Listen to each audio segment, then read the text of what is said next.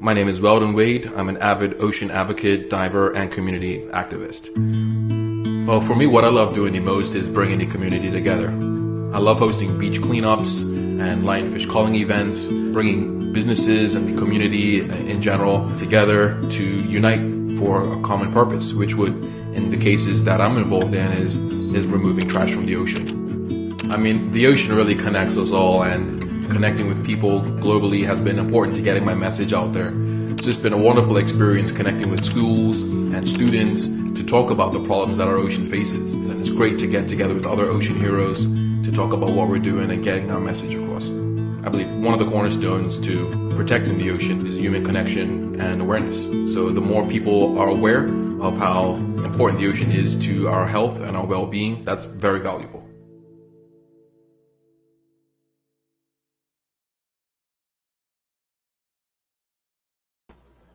Hello and welcome to the Wade in the Water Late Live Show, episode 4 already. Shout out to Bermuda International for the flawless bandwidth as usual. And yeah, thank you so much to our two special guests that are joining us on this episode. Diving instructor live and direct from Texas, Jessica Lee, and Bermudian diving instructor, Mr. JD Symonds. They're backstage hanging out. I just want to make sure we're good on audio and good on video. Got a thumbs up? JD, I see you. Thank you so much for tuning in, and I hope you are well. I'm your host, Weldon Wade. I'm a diver, educator, and advocate for ocean sustainability. I'm also a PADI ambassador diver, and it's my job to get you diving and keep you diving. So this show right here is to help keep you informed, aware, and educated on what's going on here on the island of Bermuda, across the region, and the world, to share stories and experience. Tonight's topic is going to be spicy. Diving do's, don'ts, and lessons learned with special guests Jessica Lee and JD Symonds. So the plan is to run this limited series of the Wade in the Water Late Live Show for 10 weeks, every Wednesday night live on Facebook and YouTube, with replay available right away and past episodes at your fingertips. So strap in and hold on tight. What's going to happen after the 10th episode? Watch this space. So you know how this goes, you guys. Share, like, follow, dislike, comment, and subscribe. All the engagement helps the show to grow. If you'd like to be a guest, jump on impromptu, sponsor support, send a note to hello@weldonwade.com. What I've set up, just to make it easier for people to find the live, is go to live.weldonwade.com and it redirects you to YouTube, and here you go. It's pretty dope. So I'm broadcasting live from my home here in Bermuda with extra soundproofing, more curtains up. Mike was gonna tape some pillows to the ceiling or whatever. But born and raised here in Bermuda, and we're just out here enjoying summer. Shout out once again to Wani at Limelight for the crispy outline. Yeah, got me looking crispy yet again. And yeah, let's just get into a little bit of news. The Bermuda Ocean Prosperity Program is hosting a beach cleanup this Sunday from 9 a.m. until 11 a.m. It's a 2-hour cleanup on Kinley Field Road down near the airport. Look out for the feather banners, and shout out to Annette and Maya for jumping on as co-hosts. Find the Bermuda Ocean Prosperity Program on Facebook. See you there. Just come. Just show up. We have everything you need. The Masterworks Museum is proud to announce its partnership with the BUEI in honor of the late diver and artist Teddy Tucker. It's entitled Dive In, the Art of the Wreck, exhibiting until the end of the month. Visit either museum to collect your punch card, and once you've received both your stamps, return them to Masterworks to claim a really cool themed goodie bag. BUEI, the Bermuda Underwater Exploration Institute, is proud to announce the island's first ever Youth Climate Summit during a full week in November. So young people ages 13 through 22 will focus on climate issues accumulating in a year-long action-based volunteer project managed by a youth climate advisory board. Visit buei.bm for lots more information. So last week was pretty dope because, and it seems, wow, time just flies. But September 4th, the Bermuda Sandcastle competition, it's just going to be awesome. I announced that the post office was actually issuing first day covers tomorrow. So last week, it would have been tomorrow, which happened, and now we're in this week.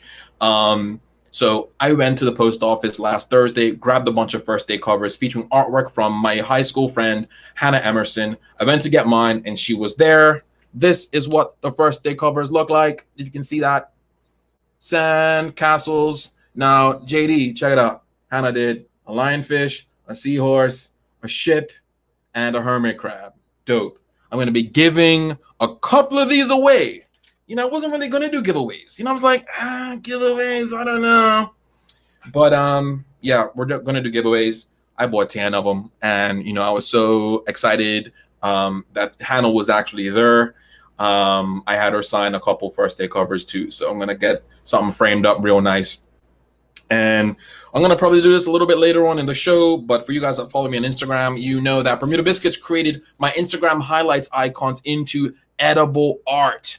So thank you so much for this wonderful surprise. I mentioned I'd eat one live, and I chose the Mask and Snorkel cookie because it's sort of, I'll eat that live later. So it's been a wild week, you guys. Been busy shooting for TBR. You saw the intro. We shot another one yesterday with friends for the next feature that drops tomorrow. Explored Walsingham Caves today with Fiona and Jackie. And I'll be aboard Uber Vita again this Friday. So let's get it. Let's hit the topic and introduce tonight's two special guests. I'm going to pull JD and Jessica Lee in to the live. And I'm going to do something cool because I have a coach for this show, right? And I was told, look, don't have all talking heads. You do all this awesome diving. You got this show, you got the tech, you got Mr. Tech or whatever. Show more video.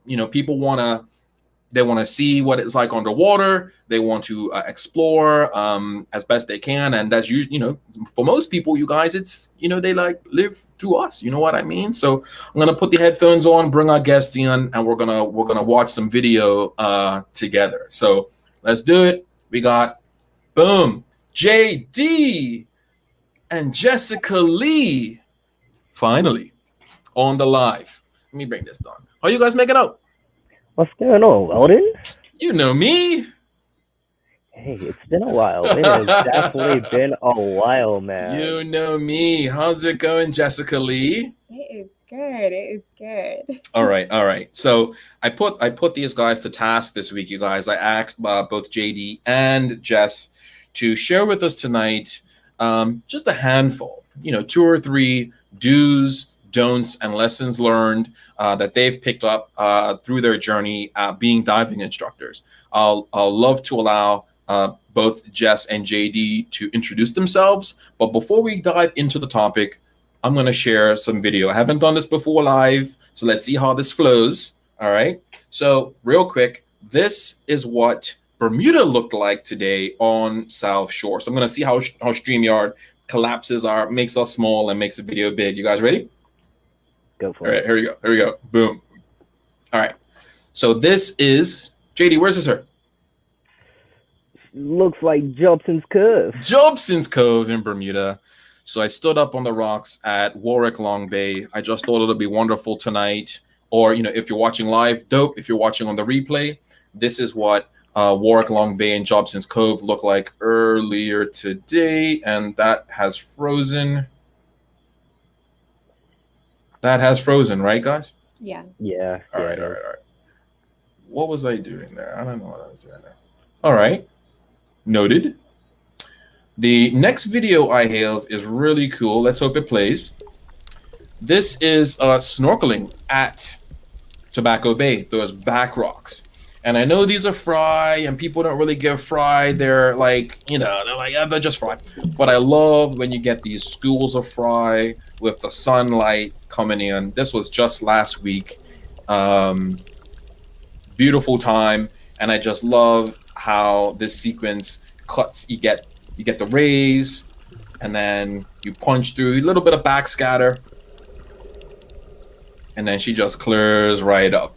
And then in this particular point, you kind of get to the back of a cave, and it's really, really cool. The next clip I want to show is, let me see how this goes. Snorkeling Church Bay. Let me switch that up. Met some friends at Church Bay. You can tell we are in what, 7, 8 feet of water. So this is what it looks like snorkeling right off the beach at Church Bay. And we had a wonderful time. We swam all the way to the breakers. We did not spot any lionfish, but we had a really, really wonderful time.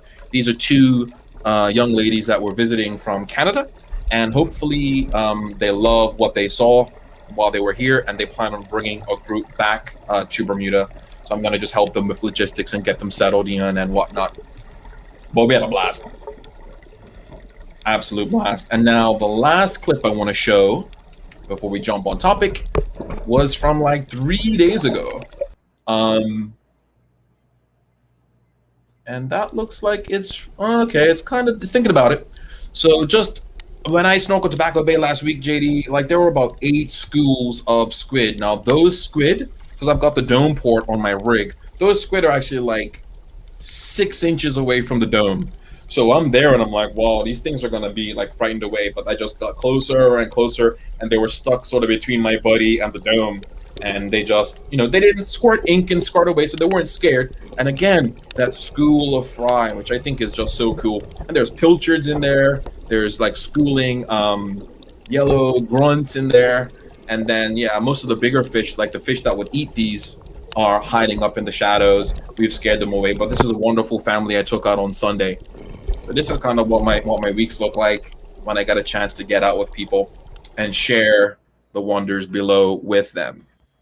So what's always great is to frame what we're doing. And what I asked JD and Jess to do is, let's talk to the divers in the community that are divers, but aren't beginner divers, but aren't advanced divers.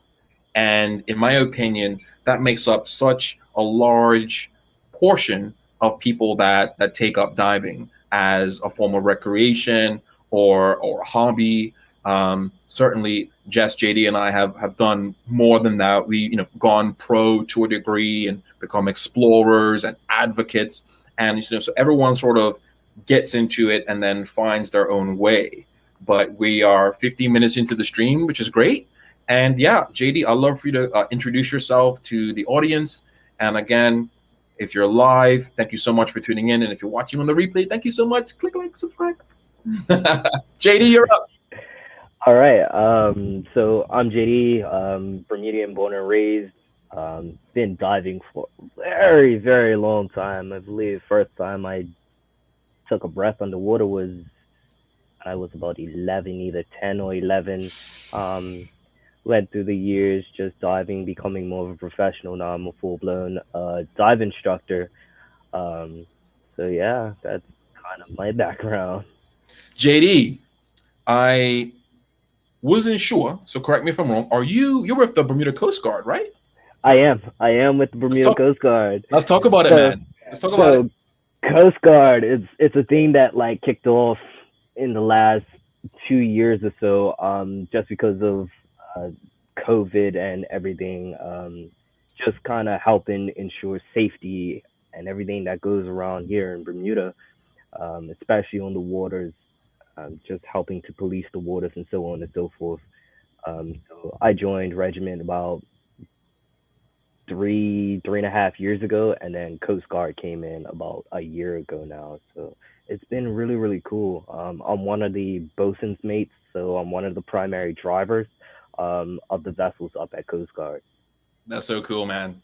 And I'm a supporter of the initiative. And from what I understand, and then please correct me if I'm wrong, but before the Coast Guard was its own entity on its own legs, policing Bermuda waters, and people would think since we're just an island in the middle of the Atlantic surrounded by ocean, that we've had forces policing our oceans in a unified way.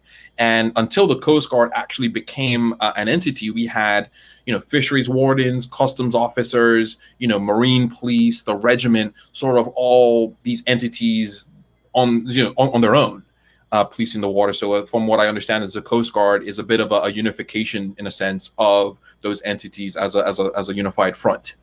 Yeah, you're absolutely right. So each of those like different policing entities came into play a long time ago, but it was a kind of a bit of a disconnect between the agencies.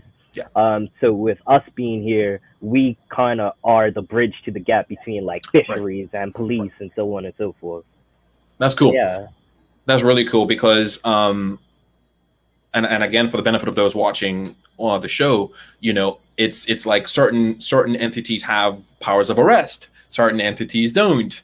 Certain entities have the power to board vessels, and certain entities don't. So it's great to have this accumulation, or even a conduit where there's a bit of more of a fusion between those entities. So thank you so much for your service. I did my time with the Bermuda Regiment, and I was quartermasters, which was crazy way back then. I got some years on you, JD. So Oh man, So just by just letting the audience just kind of get a better idea.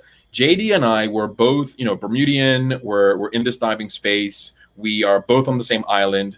We both love the ocean, but we actually rarely dive together. But we did have an opportunity through JP Skinner and the Water Start program to go to the Bahamas together. We spent about a week down there at the island school, so that was really great. But it was kind of like work, but not. It was cool. But we got a chance to hang out down there, and we can talk about all the wonderful work Water Start does, BIOS does, and all those entities, JD, that we work with and have connected with that are all part of our history, which is pretty cool too.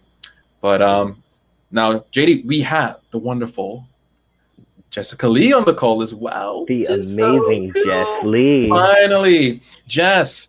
I have a feeling most of our audience knows you already. But for those that are just tuning into episode 4 and tuning into the show for the first time, please introduce yourself, please. Hello, everyone. I'm Jessica Lee. Everyone just calls me Jess, and I am the owner, operator of Diving with Jess.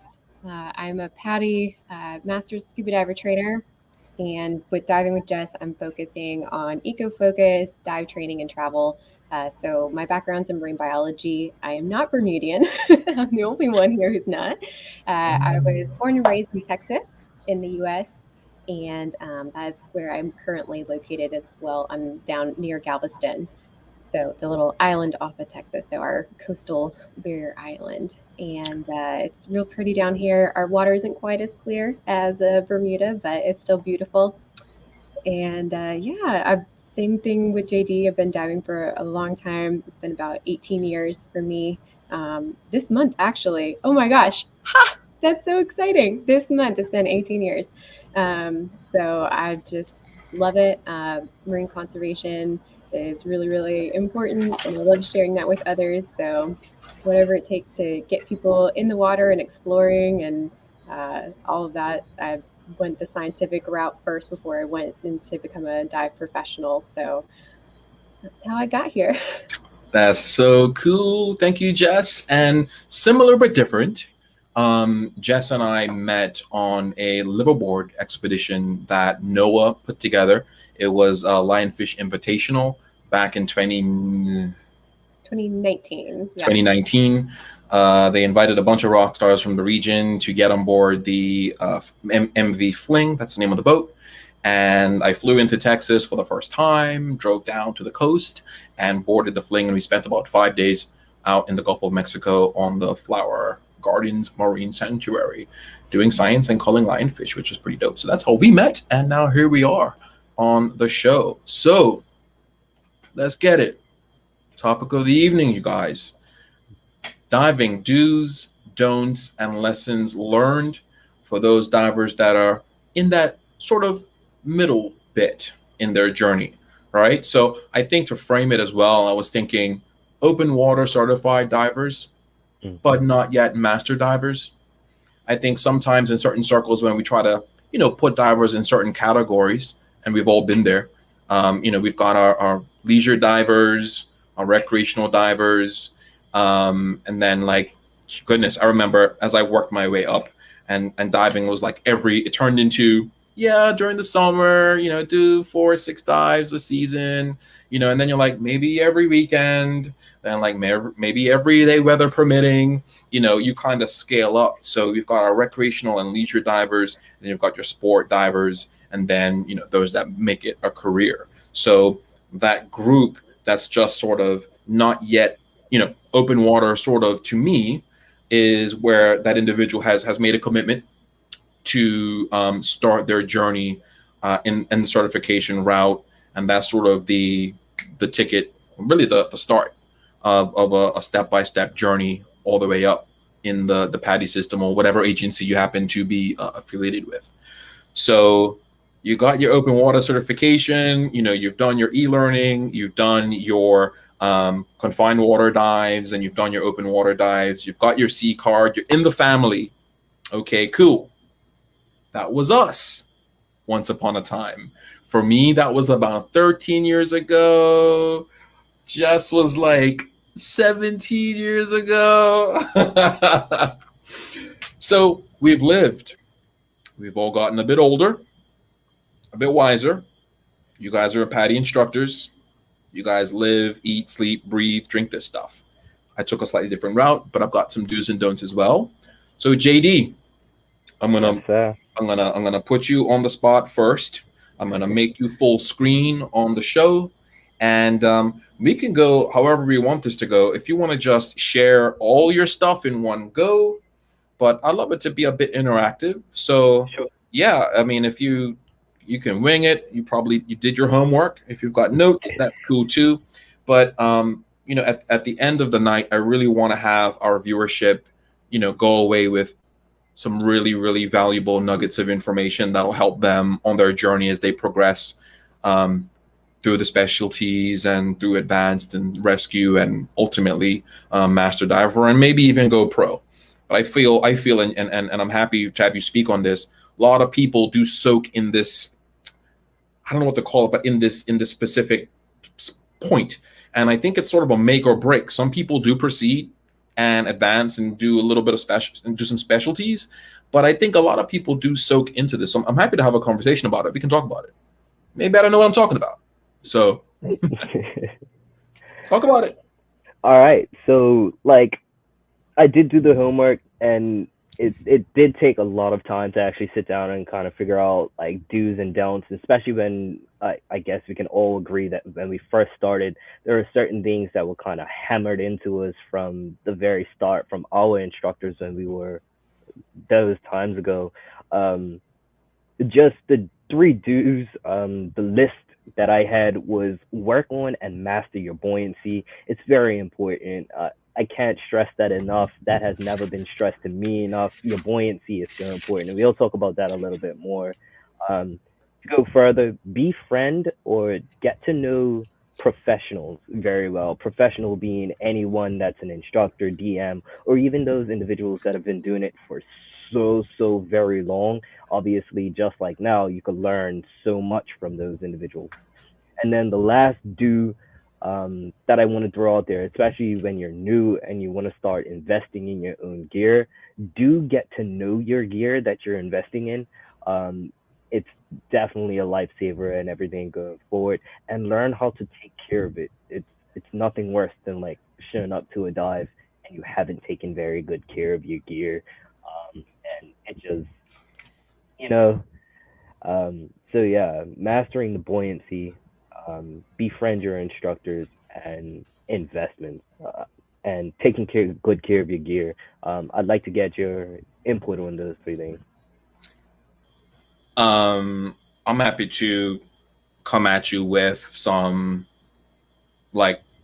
echoing that to the hilt. Certainly, buoyancy is one of those things that it's fundamental. And I know, Jess and I talked last week and even the week prior about, some skills and drills that you learn when you're just getting into it. But buoyancy is one of those things that tends not to be really drilled. It's not drilled in enough. And I want to just share a quick story because it ties into your other point about gear. And it's sort of like when you're renting equipment, it's not necessarily dialed in for you, right? It's equipment that somebody had worn yesterday. It's what our local dive shops purchase so that it's universal, so it works with everybody. But once you decide to make that leap into taking diving more seriously, One of those steps is investing in your own kit. And once you get your own kit that's sized for you, that's what you dive in all the time, you're able to get it dialed in just right, get all your straps. Maybe it's one piece webbing, back pleat and wing setup, or it's sort of a jacket inflation setup, but you can dial that in and get work on your buoyancy. Now, I've trained with a few different agencies, and I'll never forget early on, there was an instructor here from the UK, old guy, super seasoned. We were in about 30 feet of water, and I just remember looking at this guy, and he was just hovering the whole time.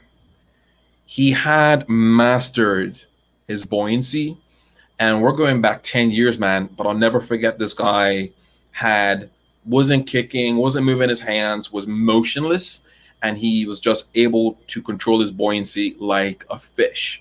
And in seeing that, I was just, and this is where I'm visual. It's like, okay, cool. If he's capable of doing that, in time, I'll be capable of doing that as well. And then sometimes you find different necessities make buoyancy really be a big deal. One would be if you're getting into photography and you want to hover over a piece of coral, or if you're going through swim throughs and you don't want to silt out the bottom. Sometimes you're forced to don't silt out this swim through for the people behind you, and no touching off the coral and all of that stuff. So yeah, and getting to know the pros, JD, it's critical. And what I would advise everyone to do when you're around, and this goes, I think, with almost every sport, is look at the people on the boat, on the beach, or on the field, or on the pitch that have been in the game or in the sport longer than you, and just watch them. Watch what they do. And I'm not saying like mimic, but look at their gear. What are they diving with? How do they kit up and de-kit? How do they enter the water? Like all that stuff matters, because trust me, like if you guys are like me, I'm watching you. If I'm watching you guys, I'm watching everyone on the boat, because I want to know, like, who am I dealing with? And certainly once you become instructor level, go pro, and you've been seasoned, especially if you don't know everyone on deck, you quickly learn, okay, cool, you kind of start to suss each other out, because sometimes you never know who your buddy's going to be, especially if you travel around the region solo. So you're kind of like, okay, he's looking a little bit, But JD, thank you so much. Certainly, buoyancy is key, and get like the gear is critical too. And we can have a whole episode about gear. I told Jess, like, I'm gonna set up my camera gear in my garage, and we'll just talk about kit all night long, because yeah, I think we should save that. Don't do it. Don't let it out.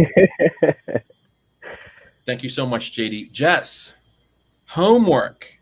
School starts. I think school starts September 9th here. Public school goes back in on the 9th. But I got school tonight, though. And I think you did your homework.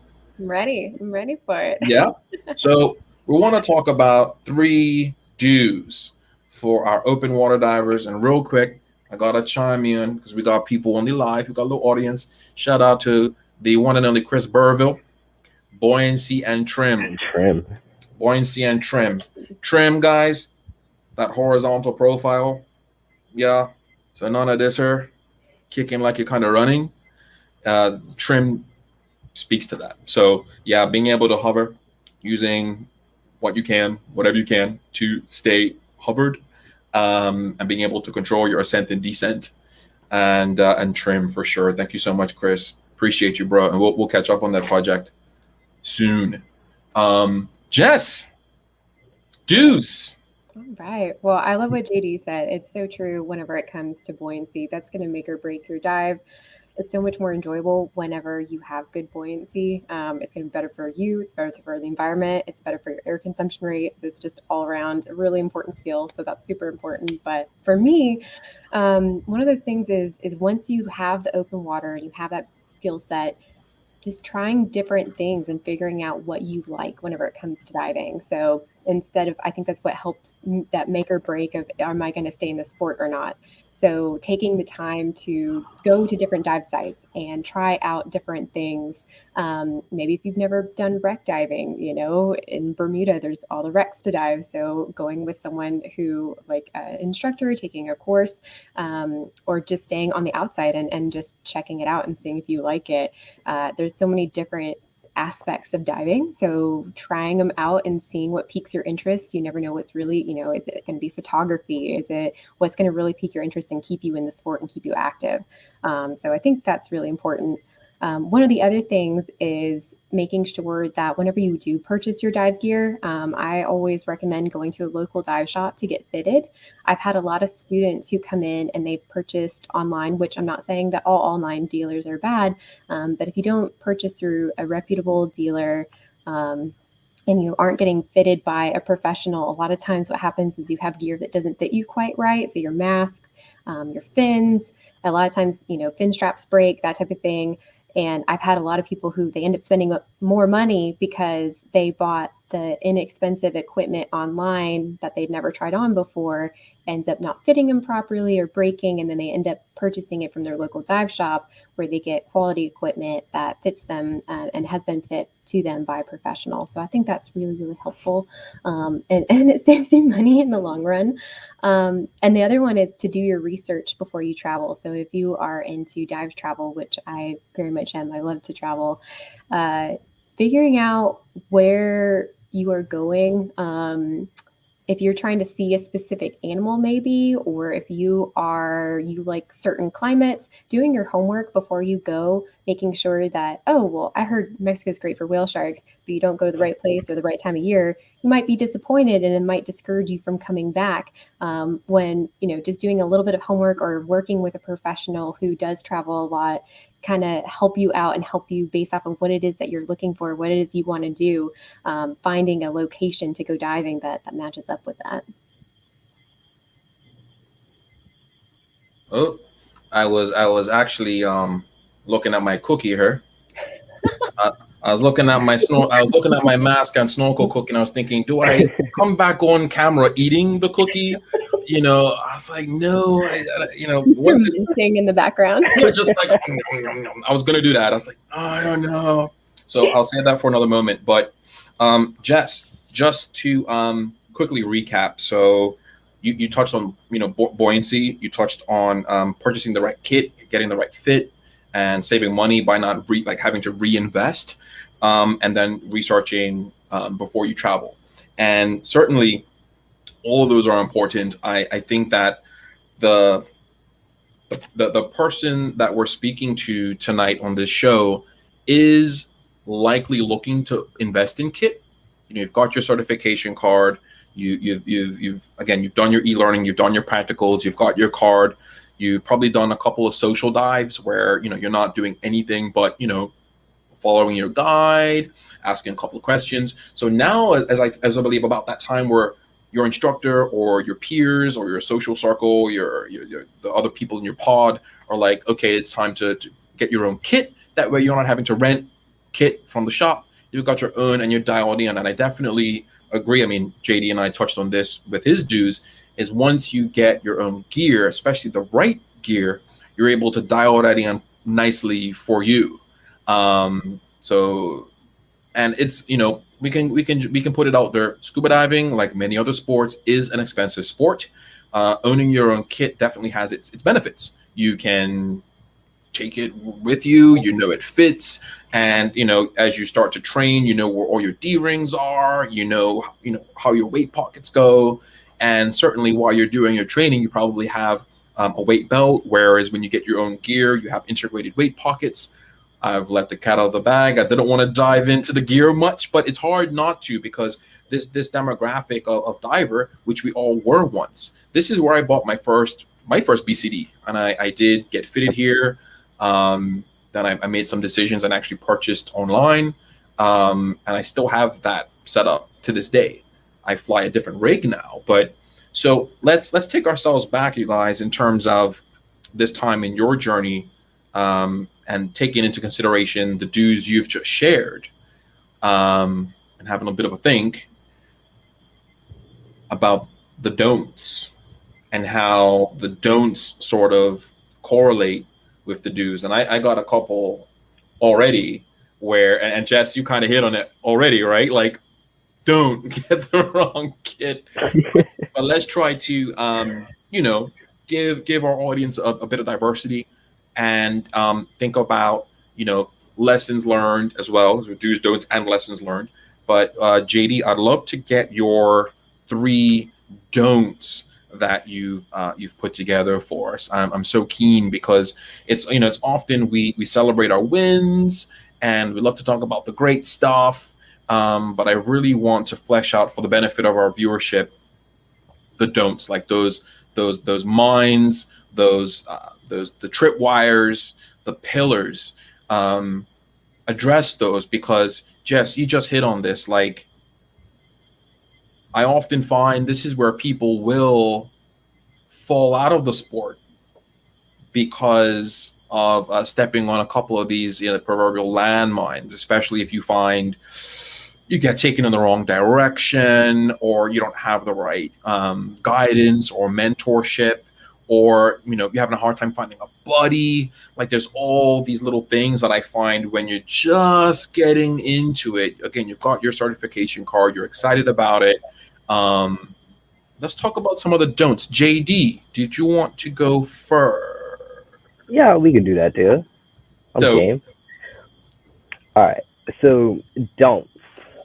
And I'm gonna try and phrase these as nicely as possible, just because like they're definitely things that will get underneath anyone's skin as they've been in the game long enough. But more specifically, your instructor. But we're not actually gonna say this to a student's face or anything like that. You just gotta kind of whip them out of those sorts of habits. right. And it's one of those things that we as instructors are definitely trained to do in a nice way. But in this sort of open platform, like again, I'm never gonna say this to a student's face. I'm gonna make it nice. We're But being real. We're being real out here. that's what we're doing. The first thing is learn as much as you can and don't be a dependent. And what I mean by that is when you go on a dive, do not strictly depend on your instructor to do everything for you, to plan your dive, to dive your dive, to help you out in every situation.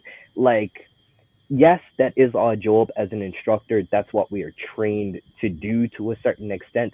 As a dive guide, as a dive leader, however you want to look at us, if we're leading the dive, that's primarily what we're doing. We're leading the dive, if that makes sense. And to focus on one individual, it's in a sense it can be selfish to other individuals that are going towards us, and not even in just a dive instructor standpoint, but as a dive buddy. If like your dive buddy is looking at you for everything, like if someone's just looking at you to make sure they're not doing anything wrong so that you yourself are enjoying the dive, but they aren't, because now it's like I'm gotta focus on that guy right there because he looks kind of sketchy, like kind of thing. Like, don't be that dependent. Like, as easy as I can put it. The other things I want to throw out there is don't forget basic training and basic skills. These sorts of skills that you were taught from the ground up, you were taught them in the beginning because they are life saving. If you are put into any sort of situation and your training teaches you how to deal with any problem that arises, that being said, it gets told to you to not freak out, but that's easier said than done. However, if you just remember your training in those sorts of situations, yes, you're having all fun and games, but muscle memory comes into play, especially like if you run out of air and you're like 40, 50 foot down, like, just straight to the surface, like, it's one of those things. So you can't forget your basic training. And then my last thing I wanted to throw out there is um, going forward. I know we're making this for newly certified divers that are trying to get into it a little more committed and so on and so forth. But you have to remember that you yourself are going to be a spectacular diver one day going toward that sort of avenue of pro. Um, that being said, keep it keep it very positive. And what I mean by that, me as an instructor, I have a lot of students now that have gone through different agencies and they've met and dove with so many other individuals, internationally and local. And what you tend to get is like you guys be on a dive boat together and you pair up with a buddy that you've dove with before. And then you look at the next guy over there and it's like, hey, check that guy's gear right there. Like, what is he rocking? Like, he can't be rocking that. And where I'm going with this is don't badmouth or talk down on or even throw any sort of like minute little bit of negativity toward any like individual or any organization. Just try to keep it as positive as possible. I want to clap. I want to clap, but I don't want to clap.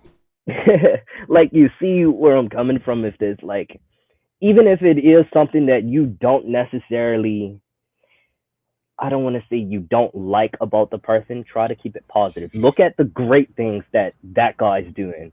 Like, he bought his own gear, he's putting it together graciously, he's doing his checks before he goes into the water. Instead of, that guy's gear looks like crap. Like, don't, like, talk to him about his gear. It's like, hey man, have you ever thought of upgrading your gear? It's a better way of going about doing it. So, like, don't talk bad about individuals and or agencies. Oh boy, that is we're definitely keeping it real. We're definitely keeping it real. And JD, thank you so much for that. And I think that it's safe to say, Jess, and I'm going to pull you into this in a moment, but everything's got a little, little politics, little salt on it. little Yeah, salty. Okay, I mean, I say we're keeping it real. Yeah, Bermuda, we've got different groups, different cliques, different agencies, different dive shops, different clubs and groups that tend to be quite siloed and exclusive. And yeah, you'll be on a boat and there's another group of guys, or it gets a little weird. But yeah, like keeping it positive, recognizing that this is a social. It is a social sport, a social form of recreation. And, you lean into some of the fundamental rules, never hold your breath, never dive alone. So if you want to dive and explore the ocean, you need a buddy to dive with. If you want to dive with the same person every dive, that's great. But, and I know there's some disciplines of diving, like our guest last week, we had Fernando the cave diver on deck. With certain kinds of diving, you really want to have a buddy that your life is literally in the hands, especially in an overhead environment. But we're dialing into a diver that's in a specific part of his or her journey, and I kind of equate social diving to something some of our Latin dancing community would speak to, because that was my past life. I went from salsa dancing to scuba, is social dancing, right? So here's the thing. Let me just paint a picture for you guys. It's a video of this. This is what the video should be of.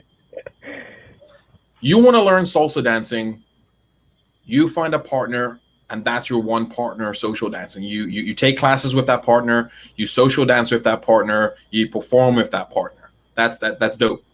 But to become a great Latin dancer, you do need to dance with other dancers. That's just what it's all about. When you go social dancing to the clubs, you want to dance with as many other dancers as possible, because everyone has their own vibe, their own flow, their own touch, their own nonverbal cues. And yeah, some dancers are better than others, and it's just something else you get into and you grow as you evolve. And just like scuba, because Jess mentioned this, traveling to dive to see things that where you are don't have.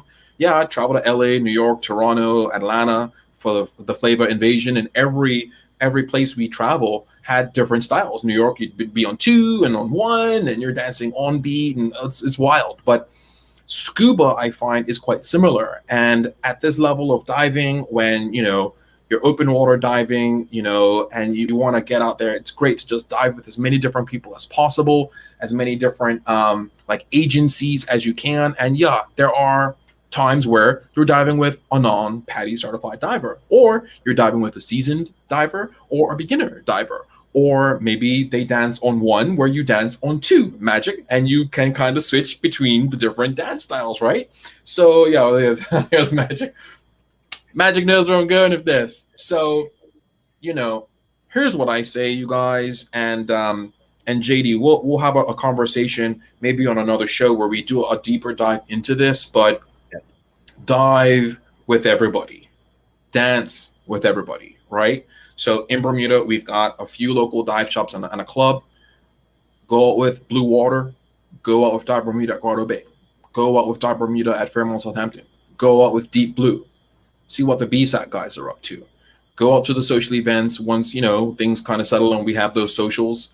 Get out there and get involved when someone's having a Dive Against Debris event, and Jess and I are going to talk about that. Some stuff happening in September, big stuff. But just get out there. Like, it's comfortable when you're diving with the same guys.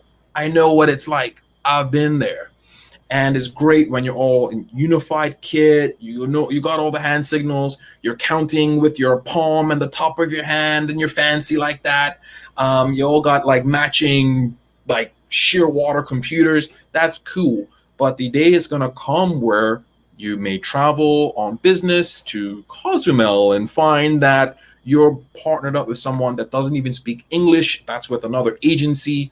And so it's great where you have the agility in the sport to say, okay, cool, I can kind of gird on, get grounded, humble even, because there's some vain characters out there that are like, the greater than thou thing. Like, I got the latest kid, I got the, and I don't want to dive with nobody that's not at my level. It's great where you, in dancing, those are the guys that have the most fun.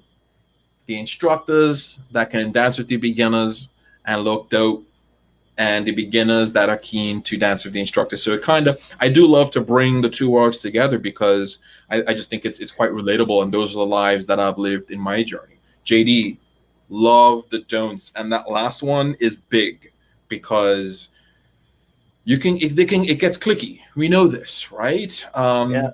But it is what it is. Yeah, and the hyper dependency, yeah, it's a big deal. And that's what I just coined it as, like, just being hyper dependent on. And a thing I want to speak to, and I'll make a note about this, is not many divers are taught to be dive leaders, right? And I wouldn't expect someone that's fresh out of being an open water diver being like planning the dive and dealing with all the logistics. But it's important to keep that in mind as you're growing in the sport, that, yeah, it's fantastic to be able to say, hey, Jess, hey, JD, let's meet at this beach. And that takes time. But I think once you level up in leadership and you take that step, that a whole world opens up to you in that. And I think that becoming self-reliant and having discipline and that consistency, whether it's having wet notes with a checklist, your pre-dive, your post-dive, having spare O-ring on your cylinders, like a Save a Dive kit, and just being like, checking your air off. You mentioned an out of air situation, not being the guy that's like asking your buddy what's his air every 5 minutes, but just being your situational awareness, right? And I hinted on this in the beginning, where we're on a dive boat and we're checking each other out. That's all part of situational awareness, right? We kind of can suss people out, especially at you guys' level as instructors. You're like, okay, we don't have to really worry too much about him, but the guy over there has put his, he's putting his first stage on backwards and is fighting that. He told me in the shop that he's seasoned, but he's having a hard time just putting his regs on his cylinder. So that's a bit of a red flag. You say, and that's how it goes, right? We've all been there. I think I did that last week. I put my mask on backwards or something like that. So it happens. Jess, you're up. I I might eat this cookie, but in your experience diving for 18 years this month, what in reflection, if you were to like Thanos snap, think about the don'ts, you whisper in your ear, things that you wish you knew, and things that you would say don't do at this particular stage of the journey. I definitely agree with JD about the diving community is a small world, especially whenever you're traveling and that type of thing. You're going to run into the same people over and over again. One dive buddy is friends with another dive buddy. So just making sure that you just kind of keep that in mind, because also sometimes, especially when we're first trained, we know exactly how our instructor trained us, and sometimes maybe the way someone else's instructor trained them is a little bit different, but it's still within the standards and it's still right. But you're like, well, you're not supposed to do that when you're drying off your desk cap. It's these little things that, yeah, just being tactful and and remembering it's a small world, and it just keeps getting a little bit smaller. So being mindful of that, I think, is super important. I like that you touched on that. Also, as an instructor, and as JD knows, like, you never know who taught your student before you. If you weren't their open water instructor, you might have an advanced student who was taught something perhaps incorrectly, and handling that in a tactful way, making sure that they're trained properly, but maybe not just straight up calling out the previous instructor because you don't know what was or wasn't said. So just trying to be careful, especially whenever you're diving in a small community. But for my three, I definitely want to say don't get discouraged if you don't have a dive buddy. So finding that community, finding other divers to dive with is so important, and to dive with different people, like you guys were talking about. So making sure that, okay, maybe none of my friends or family dive, and so I feel like I don't have anyone to dive with, so I don't dive very often. Going out and trying to find communities, whether it's online, and meeting up with other divers whenever you're traveling, or finding local groups. It's so important because that's what's going to get you back in the water more. And so don't get discouraged if you don't already have like that built-in dive buddy, or you feel like you only know your instructor. There's a lot of other places you can find dive buddies, and that's one of the good things about it being such a close-knit community, is that's how you're going to find other people that'll take you in. There's lots of really cool like specialized groups. There's a lot of big broad groups. So finding something that piques your interest. So it's a good way to get out there. So don't let not having a dive buddy that you know yet keep you from diving.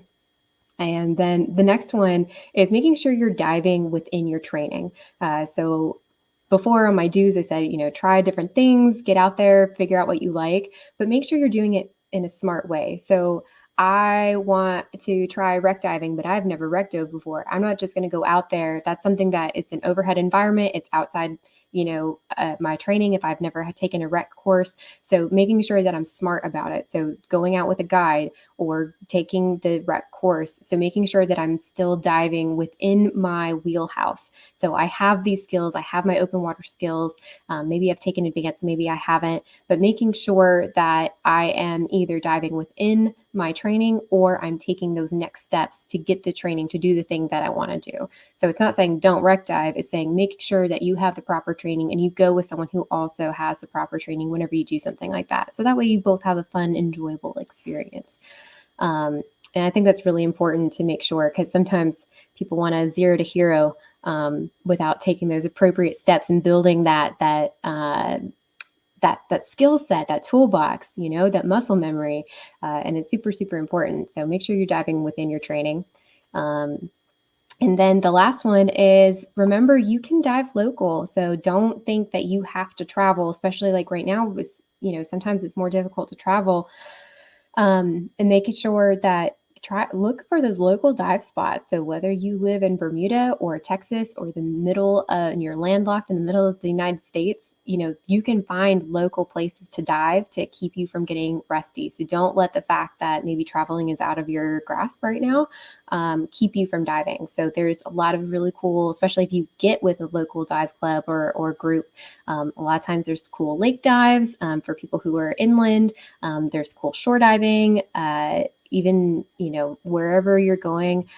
Here in Texas, we have like oil rig diving. So if you can't get all the way out to the flower gardens, which is an amazing trip, but it's a whole weekend, maybe you're not able to do that, going to a local lake or going to rivers, and then also to like the local oil rig dives, that type of thing. It's a great way to keep diving, keep those skill set up, meet new divers. So don't feel like if you can't fly out to Cozumel tomorrow that you can't dive. There's lots of ways if you look where you live to find some cool places to dive.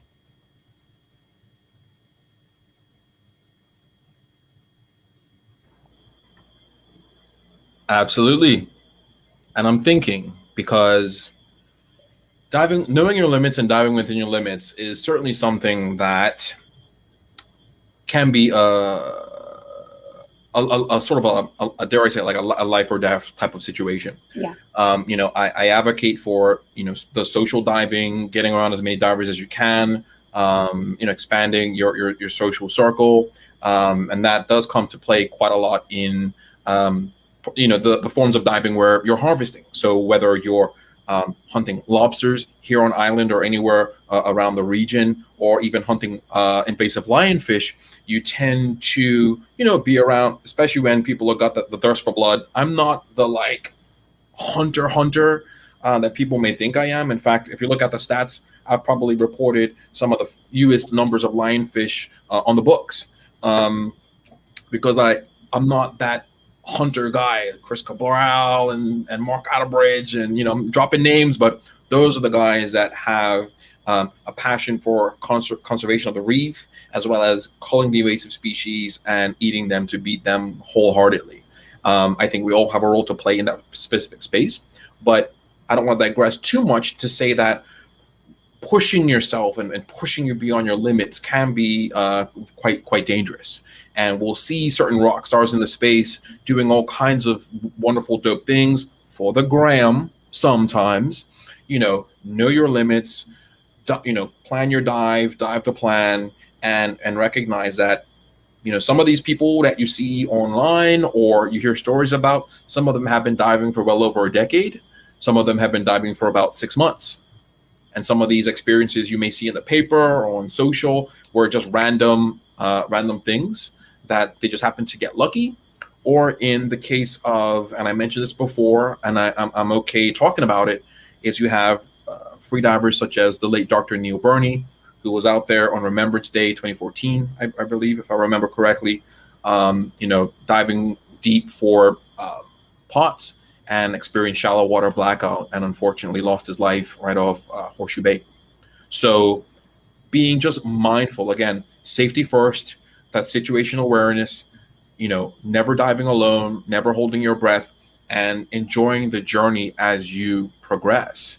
And we all started off in the beginning. Magic, if you're still on the live, hey man, I remember we guys go into Ozone. Was that before your time? Go in Ozone and taking classes and just trying to dance on beat and not being able to find the one.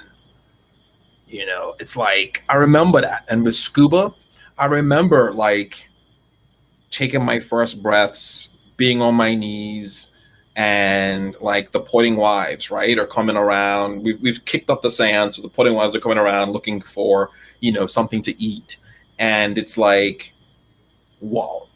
And I think it's important for divers and dancers to reflect back on the fact that right now in free diving, right now you're holding your breath static apnea for 4 minutes, dope. You're winning contests and competitions, you're a world champion, that's dope. You're blowing earrings, you're diving with whales and dolphins and sharks around the world, that's fine.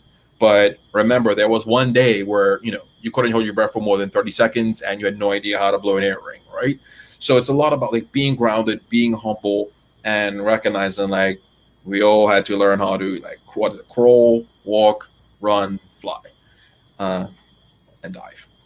So that's really, really cool. And the zero to hero thing, I know a lot of people, enjoy kind of jumping into something and wanting to master it right away. And there's this thing about having to spend, what is it, just 10,000 hours to master something. So for those of you that may not know, I play the cello.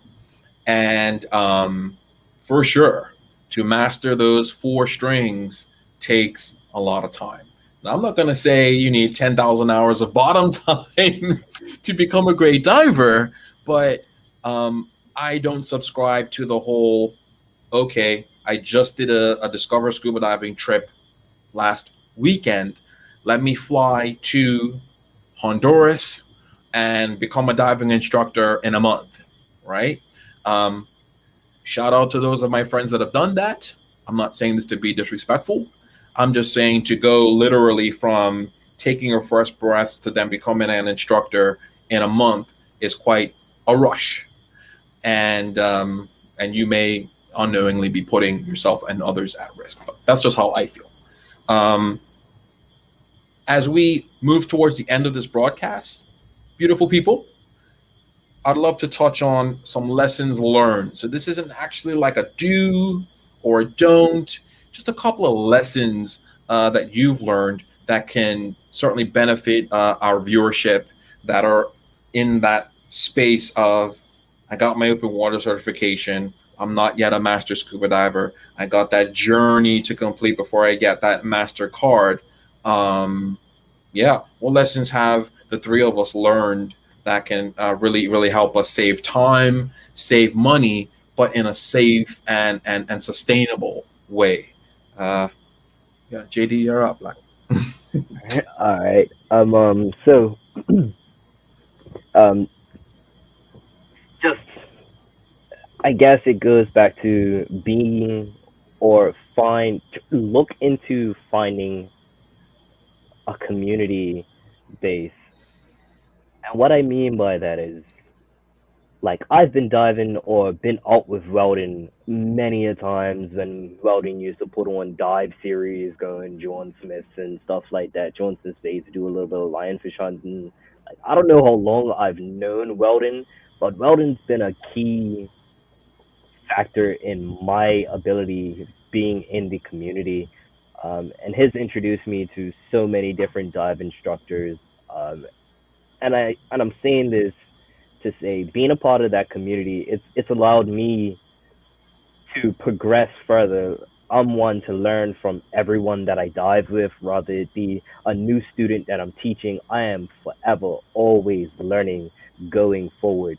Um, and just being a part of my community now, I have students that look up to me today, and I still look up to people like Weldon that takes his training to like a whole new level, stuff that I'm not ready for yet, i.e., like side mount and like cave diving. I'm not ready for that. I want to get there, but I'm not ready for that yet. So I'm a part of the community, being an instructor, being that role model that I am for the students that I've taught and the younger divers per se. And I mean younger as in you guys just getting your cert card, but you got to look at it as a huge community. We have the people that look up to us, and we have the people that we look up to. And you just have to go into the community with that sort of, I'm going to learn something today mindset, as opposed to, I'm already diving. I know this site. It's nothing new here for me. Just don't be like that kind of know it all, if that makes sense.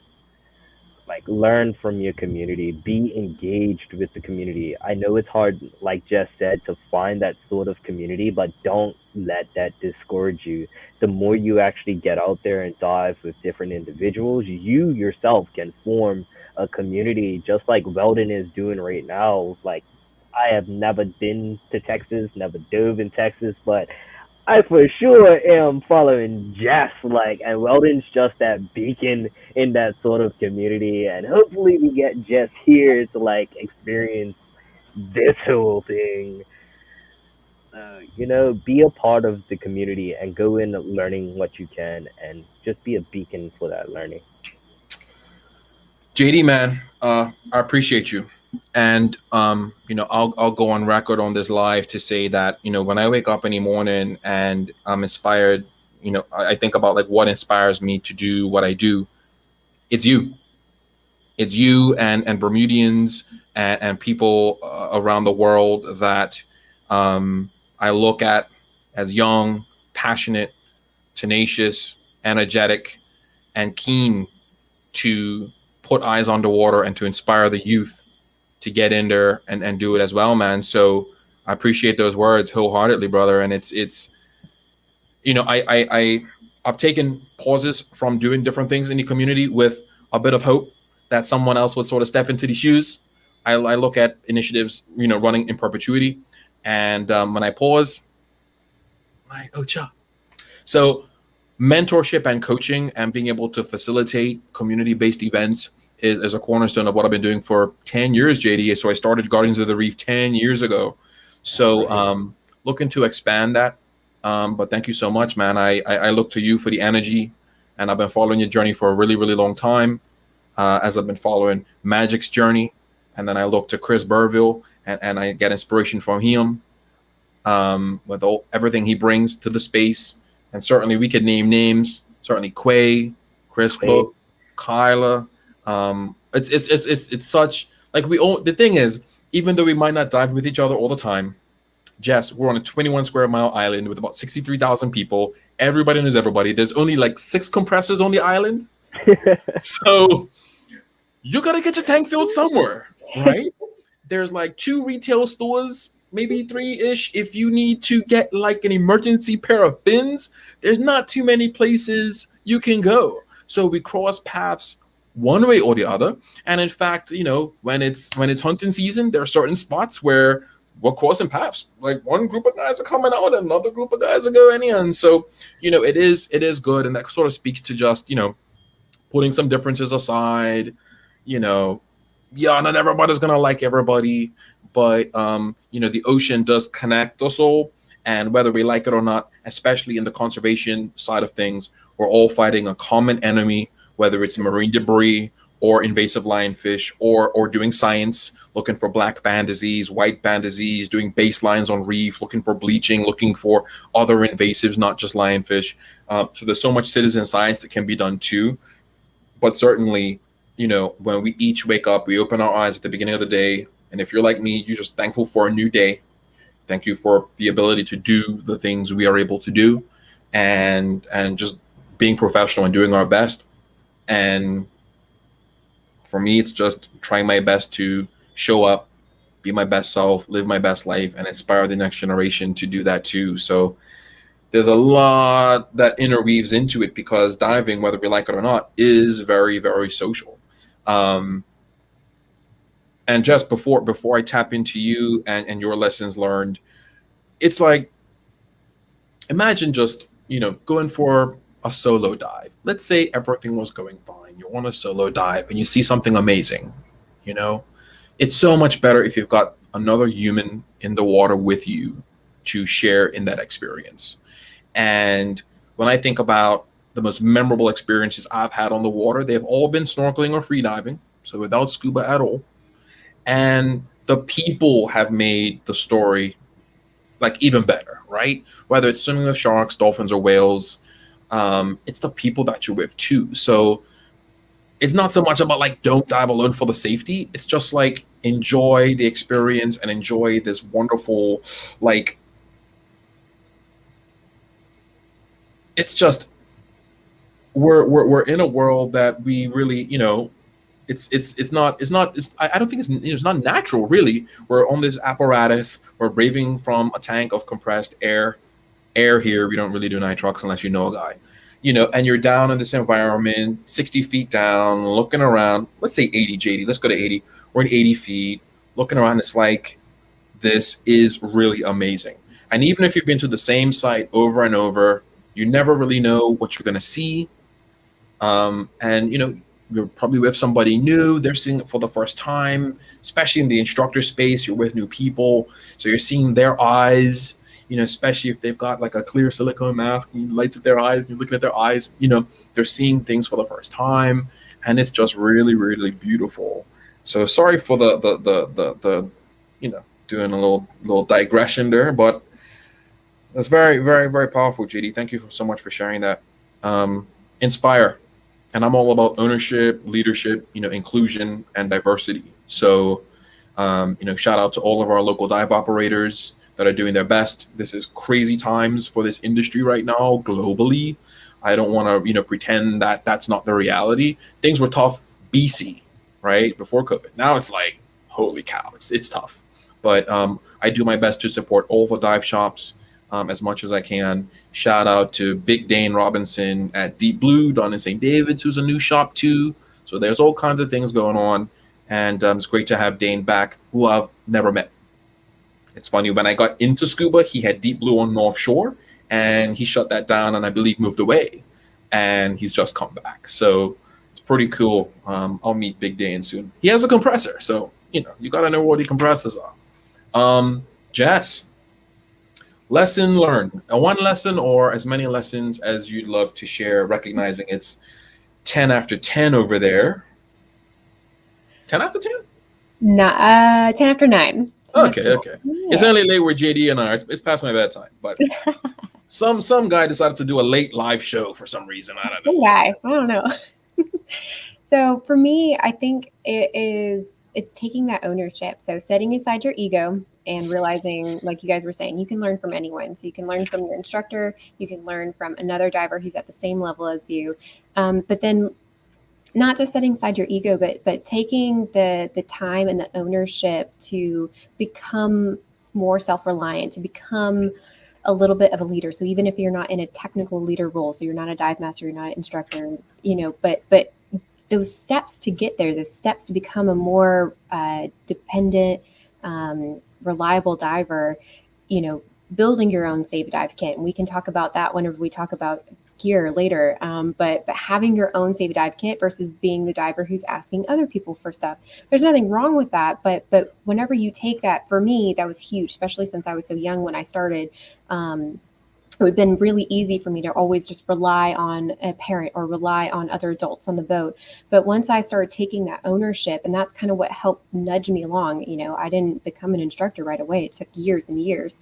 And so building that Save a Dive kit and taking ownership of like, okay, I have what I need to save a dive for myself, but also for other people. And then also, getting really comfortable with your equipment. So then that way, if someone's struggling, you're under control, you have yourself under control. So you're able to help someone else. You're in a good position, learning those compassing skills.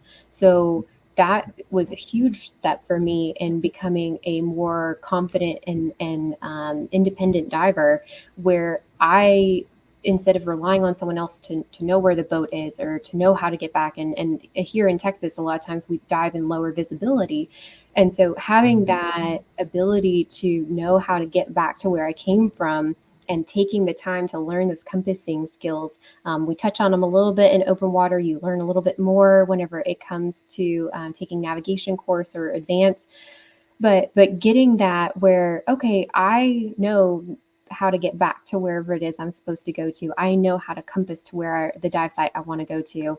And then that way you can be that person who is taking care of themselves. And then that way, if someone else needs help, you can help them up to your level of training as well.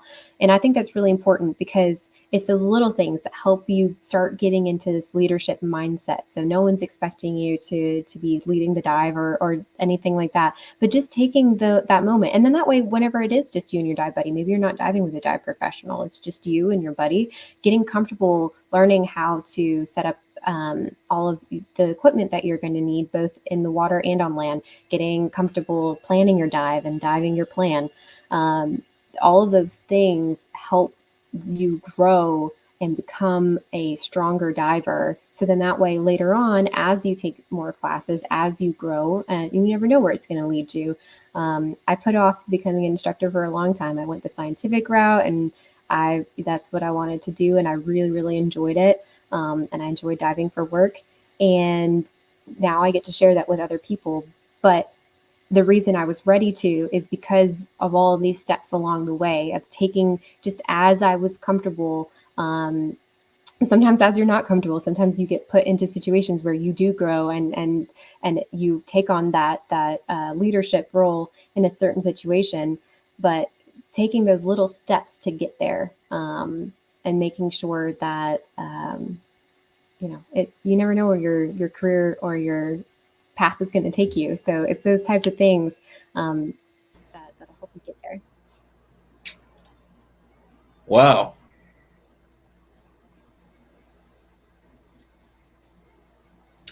Leadership mindset. So this goes back to JD's dependency point. This does lead into safety. It does lead into a lot of things. And I believe at the early stages of the diving journey, sometimes, people lean into like the valet diving, where all your gear's set up for you. Someone checks your gas, puts your weights in for you. You sit down, they put the kit on for you, and you follow the guide. You're looking at the fins of the guide the whole time. And then, you don't have to worry about where the boat is, where you're going. You probably didn't even see the hammerhead that swam under you because you're hyper focused on not losing the guide. And then he or she leads you back to the boat. You climb the ladder, you get in, you sit down, someone takes off your gear, and you wait for the next dive. It does take a leap of faith and time to graduate to this leadership mindset, and I think it's so important to recognize this and do a little bit of a deep dive, and that's why I made this a little thing at the bottom. Because Jess, once you have a buddy, especially if you're on the same level ish, one of you has to be the leader or planner. You need to have a plan. You're doing your buddy checks. You're making sure you're, whatever agency you're with. And it's your job individually and collectively to get out on the reef, have a fun experience, get back to where, find your exit point, and share stories about how awesome the experience was, and get back home to your families safely, right? Graham Maddox used to say that all the time. Getting back to your families, because safety is key. And I think once you take that leap and do that social diving with a peer on your level or a little bit higher or whatnot, where you feel comfortable, that's when you're sort of forced, in a sense, to take on those roles of getting to your coordinates, maybe always carrying out a torch, maybe two. Maybe you're carrying a DSMB now because you recognize, like, maybe if I want to get the attention of someone on shore, at least I have this safety sausage that you may see instructors always have, and you're wondering why. But having a dive leader and a leadership mindset is an important part of the journey. And I don't know exactly when that happened for me. It might have been organically, but the moment you say, well, I love the dive shops, I want to support the dive shops, but I love to do a quick shore dive off of Elbow Beach. I pulled out an APB on Facebook, and Magic and JD and Chris say they'll show up and say, hey, you guys, I got the car. I'm happy to pick up cylinders if we need them. I go to Atlantic Mooring or Dive Bermuda or Blue Water or Deep Blue, grab a couple of tanks, check the gas, make sure we've got 3,000-ish, no partial fills, no hot fills, none of that business, leaky neck valves and stuff. And then show up. And it's sort of like, okay, everyone knows what they're supposed to do, but then usually there's a dive leader that'll say, look, we're at Elbow Beach, we're going to dive the arch. Let me know when you're at half a tank. The first person that's at half, we turn the dive. And there's some sort of protocol that you'd follow so that you have a wonderful experience, but everybody gets back home to their families, which is the most important thing. Task loading is another bit. I know you've seen the guy with the GoPro the spur, the zookeeper, the mesh bag, all kinds of danglies, trying to look like, you know, a pinata or whatever, just going through the water column, dragging hoses and all kinds of things clipped off. Maybe he or she's got a stage bottle too, you know. So you got, you know, it's gnarly. So I always try to make sure that with the groups I take out, everybody is self-reliant. You know, we all, you know, we do what we want, but we'll stay together. But okay, I'll leave my spear, I'll carry the zookeeper, I'll carry the stage bottle. Okay, you run your GoPro, just do that. You know what I mean? Don't try to do it all, because guess what? If you're in a position like many of us are, we can always come back tomorrow and do it again. And you can carry the zookeeper if that's what you really want to do. So, yeah, I think that we shared so much information tonight. We've been on this live for almost an hour and a half. I think that I'd love to take. We don't have many questions from our live viewership at the moment, but I will ask that if you have any questions at all, please ask us now. Otherwise, it'll be my pleasure to wish everyone a good night and thank tonight's special guests, diving instructor Jess and diving instructor JD, for their time. Chris, thank you so much again for hanging out with us on the live.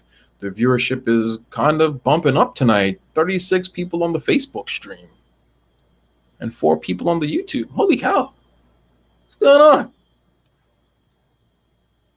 So, leadership mindset. I'd love to dedicate some time strictly to this. And I think, you know, there might be some people watching this that kind of know my story. I do want to send a shout out to the Bermuda Sub-Aqua Club. BSAC, when I was involved with the club, actually have a dive leader as part of their track. I think it's ocean diver, sport diver, dive leader. Hold on.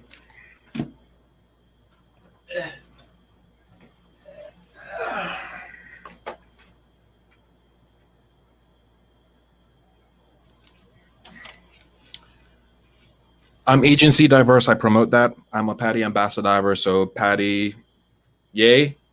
But TDI, GUE, IANTD, and BSAC, they all have their part to play in the journey.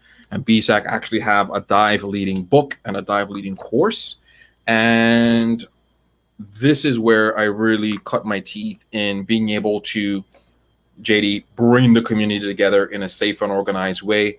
Though I took on a lot of liability, my attorney wasn't very happy with what I was doing because, you know, I'd had people recite, you know, form a circle, let's say your name, where you're from, and why you dive. But then I also recited something because I don't want someone taking my house if they got like cut by glass or rocks or stung by a jellyfish. But I think that's one of the reasons why you don't get too many people doing what I do, is because it's that risk, or it's just having to deal with people. But I love people. I love, you know, getting into all that stuff. But it's definitely this particular course, which really showed how to really get organized and actually be a dive leader. So thank you, British Sub-Aqua Club and the Bermuda branch of the British Sub-Aqua Club, the BSAC. And yeah, self-reliant diving is something I advocate for as well. Some agencies call it solo diving, but I said before on a live that if you're in a group and you get lost from the group or separated from the group, you're essentially solo diving at that point. If you get left behind, or you're doing videography, you're shooting video or taking photographs, and you look up and there's nobody around you, it's up to you to sort of know, it's incumbent on you really, you know, where am I? What do I do? Do I, you know, spend a moment, try to find the group? Otherwise, you know, follow your training and do. I'm not going to tell you what you should do, because as an open water diver, you should know what to do if you get lost from the group, right? So, guys, I have checked StreamYard and all the different platforms. I don't see any questions. I would check WhatsApp, but it's on my phone, which is doing something else right now, because some people were sending me messages via WhatsApp. But I do know, Jess, that we have quite a few people on the island that are curious to know when you plan on being in Bermuda. So that's one question that we're going to have to flesh out, if not tonight, definitely in the very, very near future. JD and guys, I already told Jess I got a spare bedroom with an ensuite bathroom, balcony, views of Belco, and all she has to do is come. And now there's salsa dancing. I mean, magic, help. So we're talking sun, sand, salt, soca, salsa, swizzle. All right. So, guys, it's been an absolute treat. I love spending time with you these Wednesday nights, talking about diving and the ocean. The future's looking bright. JD, I appreciate you. Thank you so much for your time tonight coming on the live. For everyone watching live, thank you so much for hanging out with us tonight. If you are watching this on the replay, thank you so much. Your support will help the channel and the show to grow. Oh boy, oh. See, this is what Jess does. Jess kind of makes things happen out here. I'll make the dancing arrangements. Yes, thank you. So shout out to, I know there's some dancing down Tobacco Bay, Magic. Yeah, I saw guys doing Rueda down there. I ain't seen Rueda. It's like circle dancing sort of thing. I haven't seen Rueda in years. So to see that was super dope. But before we go, I'm going to take a bite. All right, color. Oh, yeah. Oh. All right. That's what's up. This is that flour, sugar, grass-fed butter, milk, salt, organic eggs, corn flour, organic vanilla extract. The icing is icing sugar, filtered water, and colorings. She hand color matched to my on-brand blue, which is dope. Thank you so much, Bermuda Biscuits, for the cookies. It's a bit late for the cookie, but I said I eat it on the air, and there we go. Jess, appreciate you. Thank you for another week hanging out with me live from Texas. JD, I know where you're at.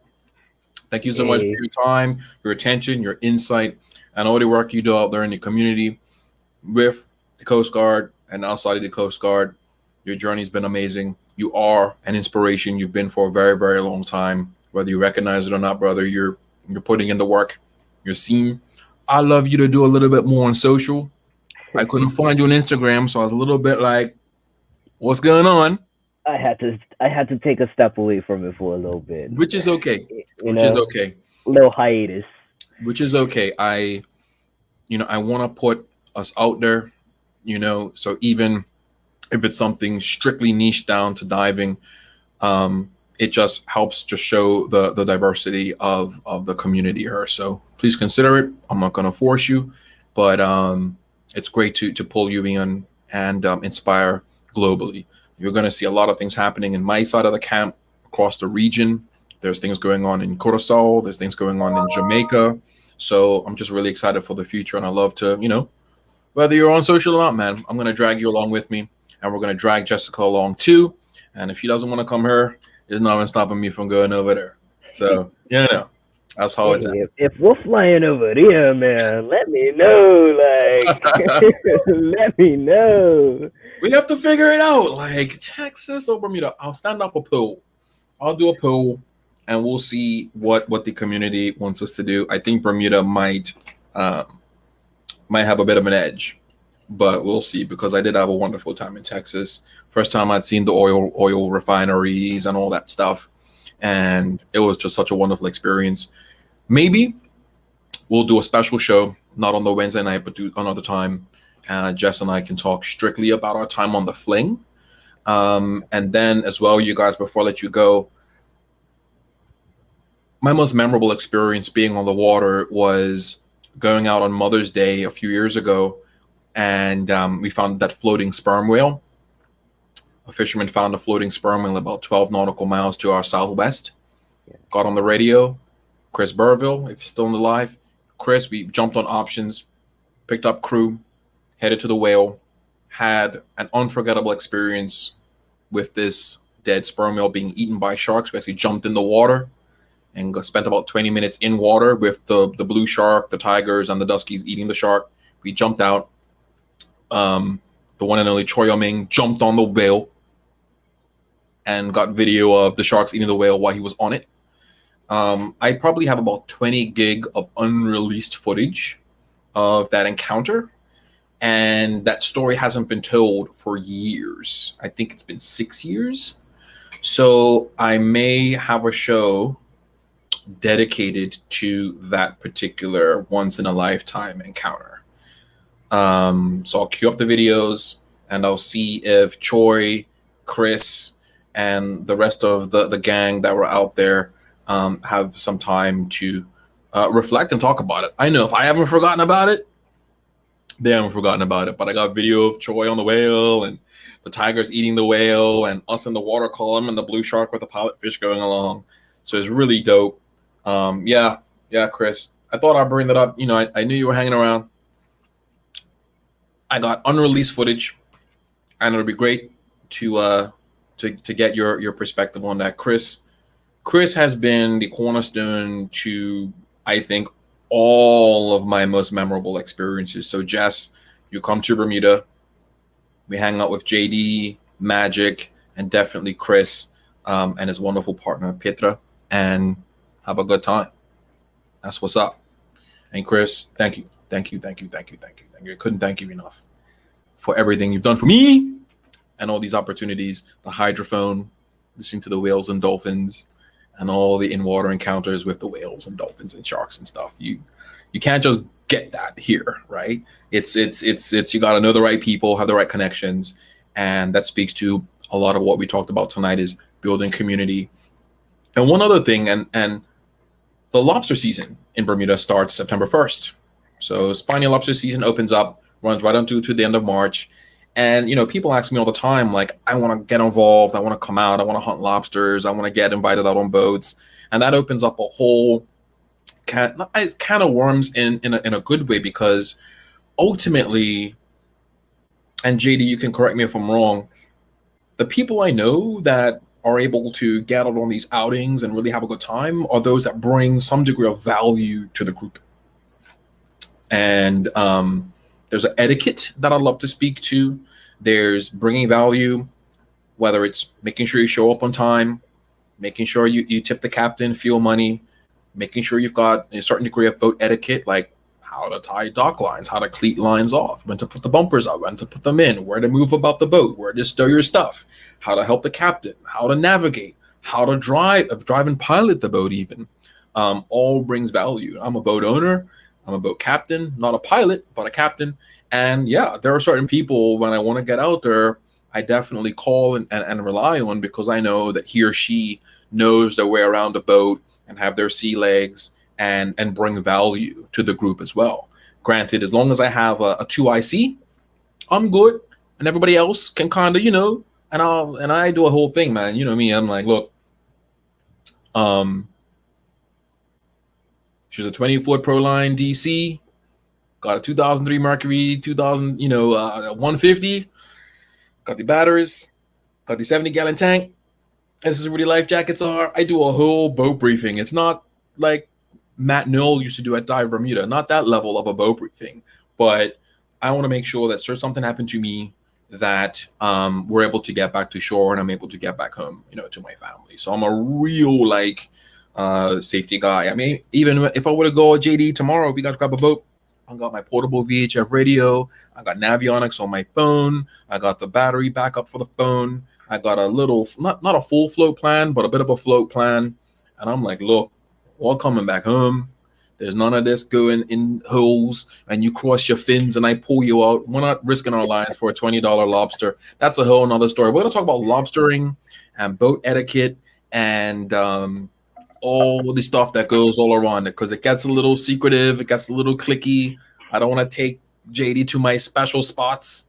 You know, I don't want to take Jess to my spots because it's going to take my spots. Jess is going to take our spots, JD. So we're going to watch that. But, you know, it all speaks to that leadership mindset. And I don't want to keep you guys for too much longer, but true story, right? JD, we guys go out with Dive Bermuda to the Hermes, right?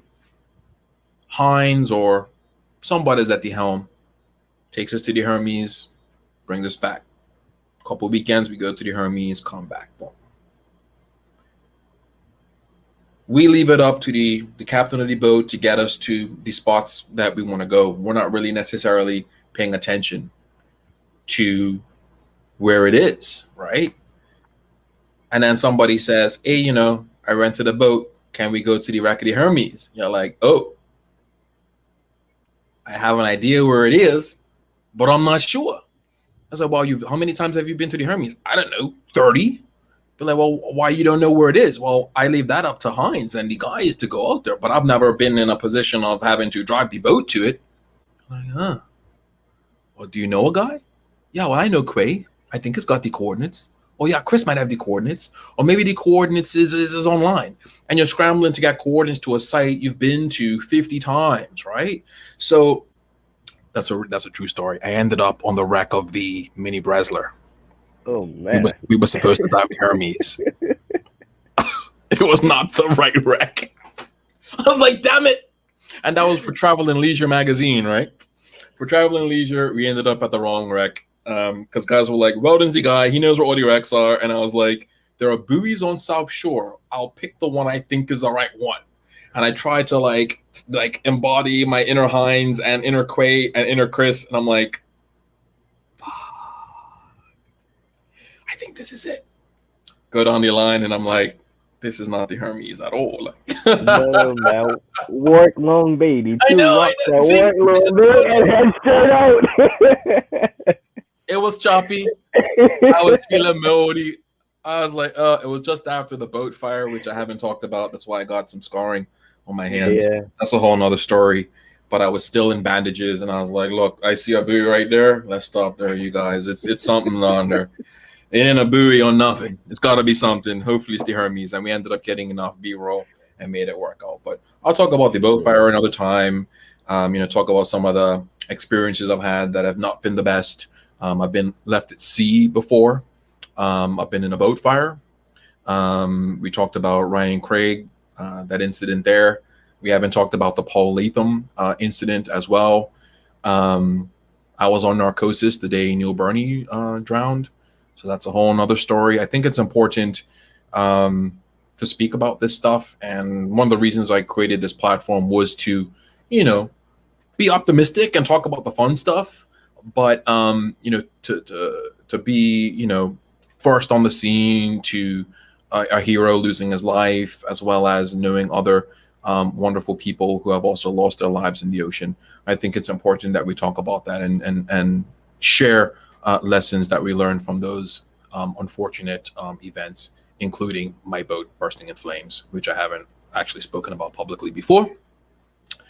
Jess probably hasn't heard about that either. But no, in the hospital for a bit and bedridden for a couple of months. So I'd be game to get on that DOT, If I could clear a few stories from my OC, just the stuff that like I've dealt with in the past year and a half of being Coast Guard. It'd be a decent topic to talk about, just to avoid sad things Yeah, Jess, I know you've got some stories too, but I know JD, not everything makes burn news. Yeah. A lot of things do, but we've had some ocean related incidents that are very tragic, and we tend to read about them or not and just speed past it. And I think it's important, especially with the drowning and definitely avoidable things, that it's important to at least address it and try to pass on a lesson to those that are, in the space and those that are coming in, just to kind of remind us in a way that the ocean is definitely, scuba diving and diving, free diving and all of that. It's got that edge. It can be a very hostile environment. It's a very beautiful place. It sustains us. It provides for us. It protects us. It's beautiful. That's why we do what we do. But it's, Jess, you got some gnarly tales you'd like to share at some point in the future? I have some. They might not be quite as interesting as yours, but I mean, I think anytime that you're in this industry, you're going to see some not awesome situations, and it's how it's handled and the lessons learned from it that's important. But yeah. Yeah, lots of lessons learned. I'm very grateful that yeah, I'm just grateful. So tune in to another episode where we talk about yeah, that stuff. Whatever we want to call it. It's lessons learned from some of the gnarlier stories and experiences that we've had that resulted in yeah, some very tough lessons. But with that said, JD, it's getting late out here, bro. Um, let's get to bed, get some rest, and reflect. And once again, thank you so much for tuning in to this late live show. This is why I do this, you guys, to be able to have these conversations. Any last words, JD, Jess? No? Thank I you so think much for having me back, and it was so nice meeting you, JD. yeah, definitely. It was a pleasure to meet you, Jess. I've seen the previous videos, had to meet the Jess. And next we gotta get the Jess here. I mean, Yeah. I wouldn't mind taking that trip there, but we gotta get her here. Yes, indeed. We will talk offline about that, Jess. We are quite serious. We're not just saying this for, just to say it. It'll be, you're not far. I think Bermuda, I think, Atlanta, Bermuda. I think you go through Atlanta, or we can go through Boston. We'll talk about it. Chris, again, thank you so much, bro. Guys, that's all we got tonight. The longest stream to date. It's been a pleasure. We covered a lot of ground, the do's, the don'ts, lessons learned, and some other stories. I'm going to cue the TBI ad, new ad dropping tomorrow, which Mark Rodriguez was the director, producer, and editor for. Shout out to you, Mark. Wonderful meeting you. And thanks again, you guys. I'm going to click around, run the video, and I'll bid you guys adieu and see you next week. Same time, same place. Wade in the Water Late Live Show. Thank you so much. Bye. My name is Weldon Wade. I'm an avid ocean advocate, diver, and community activist. Well, for me, what I love doing the most is bringing the community together. I love hosting beach cleanups and lionfish culling events, bringing businesses and the community in general together to unite for a common purpose, which would, in the cases that I'm involved in, is removing trash from the ocean. I mean, the ocean really connects us all, and connecting with people globally has been important to getting my message out there. It's just been a wonderful experience connecting with schools and students to talk about the problems that our ocean faces. And it's great to get together with other ocean heroes to talk about what we're doing and getting our message across. I believe one of the cornerstones to protecting the ocean is human connection and awareness. So the more people are aware of how important the ocean is to our health and our well-being, that's very valuable.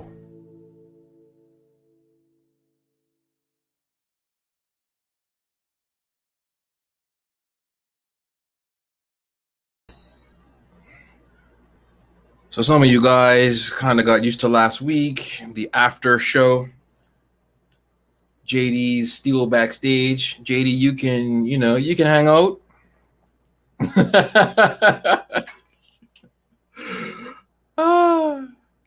Yeah, it's always, you get worked up doing these type of things, and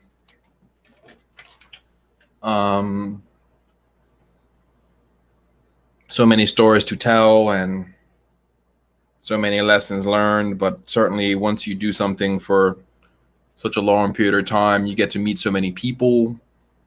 And Bermuda is such a unique little island. We have a significant expat population, and scuba diving as a sport in of itself. There are a lot of wonderful expats I've met, especially when I was with BSAC. A lot of Bermudians. It's just so cool. It's just it's a very diverse community, and especially when you look at diving as a whole, you consider all the disciplines. Just today, like I was in Walsingham with Fiona, who's a teacher and swimming instructor, and I was with Jackie, who is a tennis pro, and we're like snorkeling and free diving in this cave. I'm like, whoa, I'm looking at these two beautiful Bermudian women, and I'm thinking, weight belt, long fins, some training, and these girls would be all over the place. Like, and I found out Jackie what Jack has done. We have special requests. So JD, I still see you. We're gonna do a lobster and lionfish like dinner, right? So Jackie, shout out to Jackie. Jackie is a co-host. She co-hosts with a morning show, live morning show with Jackie and Terry. I know their show comes on before Jamal and Michaela's show. And so Jackie has, dealt with the lobster, cooked the lobster, but hasn't caught the lobster. So she's very keen to do the whole bit. A lot of Bermudians and residents can cook it, some can catch it, some can kill it, but not everybody enjoys or is okay with doing all those pieces. And Jackie, once we September 1 comes around, we're going to grab our gear and get out there and complete that whole cycle, which is really dope. And Fiona's a swimming instructor, so she's got that down pat. We talked, Jess and I talked about swimming being, it's I say cornerstone, but it's really foundational. Like you got to be comfortable in the water and know how to swim, and that's what Fiona does. So next week or the week after, we're going to actually have Fiona on the show to talk about her teaching and her techniques in teaching kids and adults how to swim and what she uses to deal with that. And I know you and I haven't talked about that, because I know you've probably dealt with some divers that probably aren't the best swimmers, but I believe a prerequisite to becoming an open water diver is having basic, being able to tread water and swim. But it's like, it's this thing, like I always thought that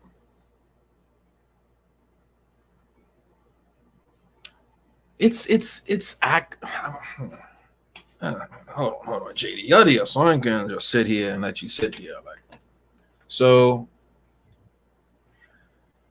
like, I think right now Bermudians know how to swim. Like, I think the majority of us know how to swim, but I think if we were to talk about scuba, I just think it's expensive. Yeah. Is that maybe a pole would be nice.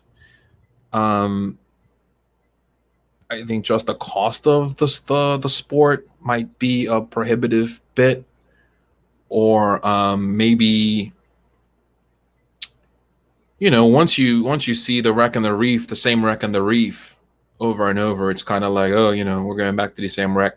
I've seen divers drop out of diving here just because of the lack of sites. So based on your experience, what do you think makes the once avid diver like abandon the sport completely?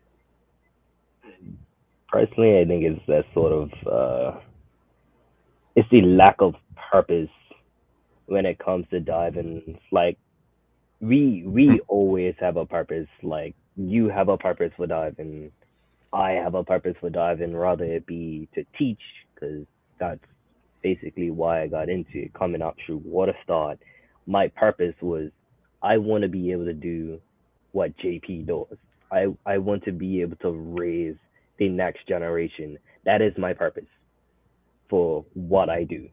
And what you were saying earlier about the leadership mindset, I got that maybe like my third year of water start. I was like, you know what?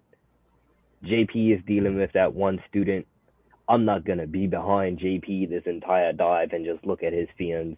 I'm going to be over there somewhere where I can see JP, but I want to check out this here over here. And Right. he'd see me and he'd be like, you okay? And I'm like, Jake, I'm good. Like, Yeah. good. Start checking on me like I'm straight. And then I had like other students that'll like follow me over there. My thing is, I was always at the back. I was always naturally that sheepdog and be like, if anything goes wrong, Yeah. Got you, my guy. That's dope. I never heard that before. The sheepdog. You know, I used to just say bringing up the rear, but from this day forward, The I mean, sheepdog. I'm the sheep. Whenever I go to dive shops, you know, they're like, "Yeah, well, then, you know, you're straight." Like, yeah, and I'm bringing up the rear. You know, I'm just Yeah, making sure like, that like I have a good time, but I also want to be helpful. And you know, if we get some stragglers, um, but yeah, like it's you know the dive site, you know where you are, you know how to get back to the boat. That's that leadership mindset that you were talking about. And then after that, like after I no longer worked for JP, I went fantasy, and mhm. then my purpose changed because that's right around the time that you stopped teaching, or oh man, Drew and all the rest of them guys stopped teaching the lionfish courses. And then from that point, I was like, lionfish is my new big thing. This Mhm. is the reason I am diving. This is my Purpose, purpose. Yeah. purpose. Yeah, yeah. And like you're It's yeah. saying, those divers that kind of drop out, like you said, you can only see the wreck so many times. You can only see this dive site so many times, and it's an okay thing for the dive shops here to have that sort of go to on a time schedule, like, Mhm, mhm. but it's that sort of lack of diversity in, and for it's kind of sad for as many dive sites as me and you would find on like the East End or South Shore. Dive shops don't really have that sort of capability to be like, all right, we're Right. gonna try and dive there today. Like the closest I ever got to that was when Terry was up and running. It's like Terry showed me spots, mind you. I dove the East End, that southeast corner of the island my whole life. But Terry showed me spots that Well, you what? well, You. yeah. And things do change, right? Like, you know, nature takes its course.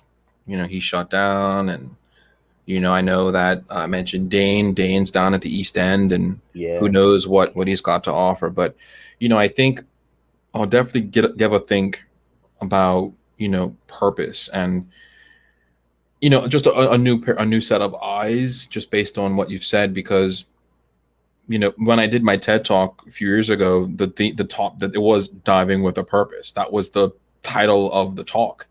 And you know, certainly, while we don't welcome the invasive lionfish, we don't welcome marine debris, we don't welcome threats to our reef by way of disease, and there's a new disease that we're looking out for. It does give divers um, purpose, right? Yeah. Especially, you know, I say this when I talk about lionfish. You know, one of the silver linings to the invasion is that they are edible. I wholeheartedly feel if lionfish were not edible, you know, the Eat 'em to Beat 'em campaign wouldn't exist, and I think that people would not necessarily be as keen. You know, the great thing is you cut off the spines and you can eat it like any other fish, so that's great. But certainly, um, you know, a two tank dive these days here is $150 Yeah. with your own kit, or thereabouts. And you know, it's great to patronize these businesses, which I encourage.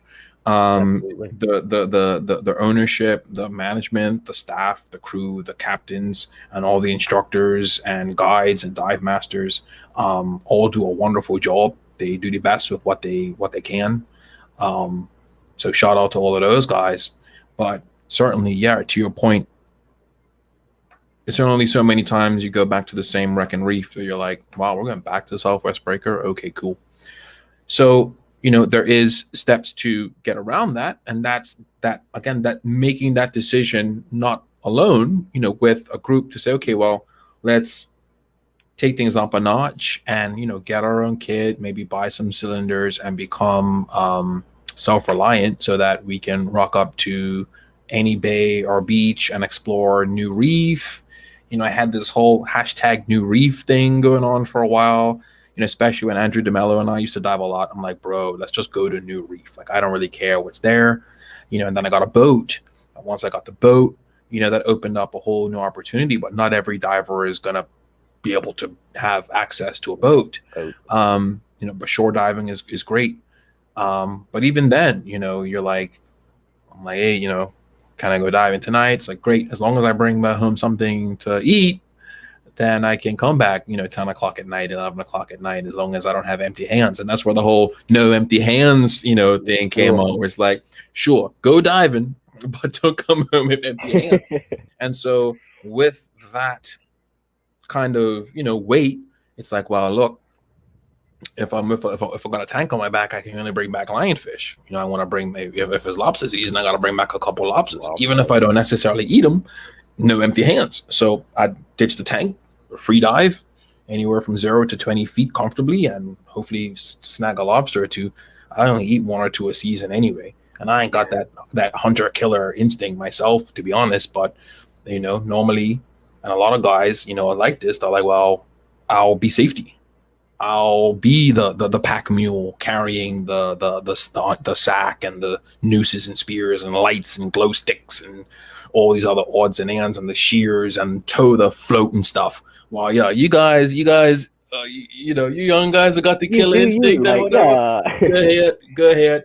I'll be the guy towing the dinghy and cutting the spines off and whatever as you're going along. And again, I'm 43 years old, and I think that there's a time where in life, you have to pivot. You have to say, okay, cool. Let the next generation come in, step aside and facilitate.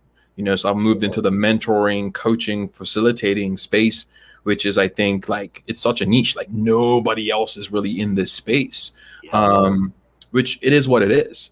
But shout out to all the LDS and everybody else, right? I mean, I work with Atlantic Mooring. Yeah. And so it's like a lot behind the scenes that happens in the ocean space that we just, like, the public kind of just doesn't see. And then with my work with the Ocean Prosperity Program, we did a big stakeholder mapping exercise. Our stakeholders are the public of Bermuda. And then we niche them down into specific categories. And it's like 700 entities that make up the blue space, right? We're talking about all the associations, dinghy clubs, yacht clubs, sailing clubs, Endeavor, Spirit, BNT, BZS, DENR, like all of those groups. It's vast. And we, to this day, we're still quite siloed, which is nothing to do about diving with a purpose, but it's just, conveying like, it's a lot happening on this island for such a small community. But we were siloed 10 years ago when I started Ocean Explorers, and the goal was to be a conduit to try to connect the blue community. But then I was like, well, our website's dope, but I want to do events to actually meet people. So, and as I got older and the liability kind of became a bit of a monster, those kind of faded off. But they're coming back, man. They're coming back.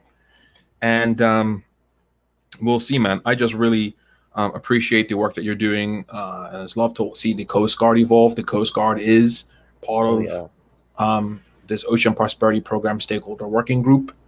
And it's just, we want to protect 20% of the EEZ, and we want to do it collectively, and it all matters. Like, everything matters. We're doing some heavy blue economy work. We're drafting our marine spatial plan, and trying to change and save the world at the same time. Like, and it's definitely good work. It is good work. The amount of work that I see being put into it, but truthfully, when we're speaking of that sort of thing, like, this fight has been going on for so long, like from when I was a low boy coming up through the ranks, and JP has been like a master fighter on this thing with his network, and knowing JP as well as him, like, I see how much work JP has put into it for it to be where it is today, and for so long, like 22, 23 years. We gotta get him on the show, man, because it's people like JP that are like rock stars, but so busy. Yep. It's kind of like, I want everybody to know who that man is. You know what I mean? It's like, while he's here, right? Yeah, absolutely. Absolutely. Shout out to JP and his wonderful wife Amanda, who's been an amazing partner, helping all this stuff happen with JP and Waterstart. I'm sort of a part of the family. We tried to do some stuff earlier this year, but we got next year, and we took a crack at it when we were in the Bahamas. That was a couple of years ago. But yeah, people like JP that have been at the forefront for such a long time, and you're kind of like, is this a forever thing? Are we constantly going to be fighting to protect this space? And I don't know, man. I do a lot of these Airbnb experiences. Usually, like every other Sunday, I'm taking out tourists that book me online, and they're asking questions. They look me up and they see what I do, and then I take them on the reef, and it's some of the questions are quite easy to answer, but then because we've got so much to champion. Yeah. With like everything from I explain why we've got 3.5 foot long parrotfish. I'm like, yeah, those are protected. We don't eat those. They keep the algae in check. They poop sand. It's really dope. So it's great to tell, to our point earlier, right? It's great to tell the success stories. But then when they're like, oh, well, what are you guys not doing quite right? And I'm like, oh, cha. It's a long list. Yeah, of stuff, I mean, can talk about, the yellow tape, the red tape, the bureaucracy. I mean, waste management is a big thing. It's big. So, and our laws and legislation, some of things like some of the transportation laws and stuff. I'm like 1951 Transport Act. Like what are we doing? Bruh, looking at them sorts of things up at Coast Guard, like even like a lot of the marine laws, it's like, come on, man. Written in the Stone Ages. So how am I supposed to enforce this nowadays? Like, bro. Guys are like, your horse can only go like 50 gallops a minute. I'm like, nobody's riding horses through Hamilton anymore. Like, in fact, horses are like banned from this. Anyway, it's we do some really dope stuff, but like everywhere, we're not perfect, and I enjoy what I'm doing with the government, and Bob, you're doing the best you can at the Coast Guard, and that's all we can really do is do the best we can with what we have. And in some cases, like I say with this show, just build it while we fly, brother. Build it while we fly, and keep it at 30,000 feet and nice and level. Low turbulence is all right, but stay high. Yeah, bro. I was talking to Quay the other day too, and I asked him if he jumped into the shows and stuff like that, and he was like, "Yeah, I heard about it, but I haven't really had the time." So he hit me up just now during the day. He was like, "What? I'm not cool enough to be invited to the show?" I was like, "I don't know, bro." He could have jumped on. He didn't say nothing. I gotta make it clear, guys. It takes just the sharing a link, clicking on it, and jumping on StreamYard. This platform has to be the easiest thing to join. So if you're watching this on replay, because I'm sure most people are at this point, if you ever want to join the show, just make it known, and we'll get you on the show. Yeah. JD, thank you for your time. Well then, it's after midnight. Let's get to bed. It's been a pleasure, man. It's been too long, man. We're gonna get together. Yeah, it is. It absolutely is. I wanted to get out this week. Like, if my car didn't get messed up, like, I'd have been in the water. Forrest said the same thing. He was like, "It's a diving week." So I hope he got out. Yeah, I think he did. And Forrest is another rock star that it's many of you guys. It's more than we know. But it's so many of us. I think we get in the rhythm of our lives, work and play and sleep and family and recreation, and and now with COVID, it's even more difficult. It was difficult before. There's always been ideas about BZS or BUEI or even Dinghy Club, Yacht Club, or even like Blue Waters, doing like an ocean social consistently, even if it's twice a year, to just have us be able to come together as a community and have a drink. Yeah. Have a drink, have someone present something, and then we go home and see each other 6 months later. Something twice a year would be better than what it's been for the last 10 years, 10 which years, has been yep. nothing. World Oceans Day became a thing. Bacardi had something one year. HSBC had something one year. BZS had something one year. It's just not consistent. So I think if there was one wish I did have for the local community, it would be, can someone please create a consistent social gathering thing where we can come together? I'm saying twice a year, which to me seems like such a light lift. I think when I still serve on the board of directors for BUI, I was thinking Ocean Social once a quarter, but then just, it's a great idea, but then it's like action, it's the logistics and everything that goes into that. Okay, we need the space, we need food and beverage. So I think the lionfish tournaments did become that thing. I was just gonna say that Gronsville, when that was a thing, that was the thing. That was the thing. Shout out to Matt and Solange. It's also launched Sunday. The annual Groundswell tournament that ran for 7-8 years was that one event a year that everybody looked forward to. Everybody went to, yeah. That was a that was all inclusive. Yeah. That event was probably the only all inclusive, because there are events that happen now. I won't name names, but certain things happen at certain spots. Certain people don't go. So and so is having an event. I'll sit it out. Groundswell was so all inclusive. And every time I see Matt and Solange, I'm like, wow, the work, so much work. And I was just gonna say the responsibility of putting that thing on, y'all got the shirt on, you know what I'm saying? I got shirts from every year. I collected the posters. I had them signed. I was the biggest fan of that movement. And just like with other things, right? No one's really stepped up to that level. And I think that most people didn't understand that both Matt and Solange were professional event planners. Yeah. People kind of thought it just happened. No. And when people try to, myself included, try to host these, you have to understand then they eventually evolved to start a professional event planning company. But prior to that, Matt had Volcanic, Solange was doing dope stuff at his Cox. We're going back a little bit of history. But now, they evolved into their own professional event planning company. But for all that time, it was run by professional event planners. So it couldn't, it was awesome because of that, right?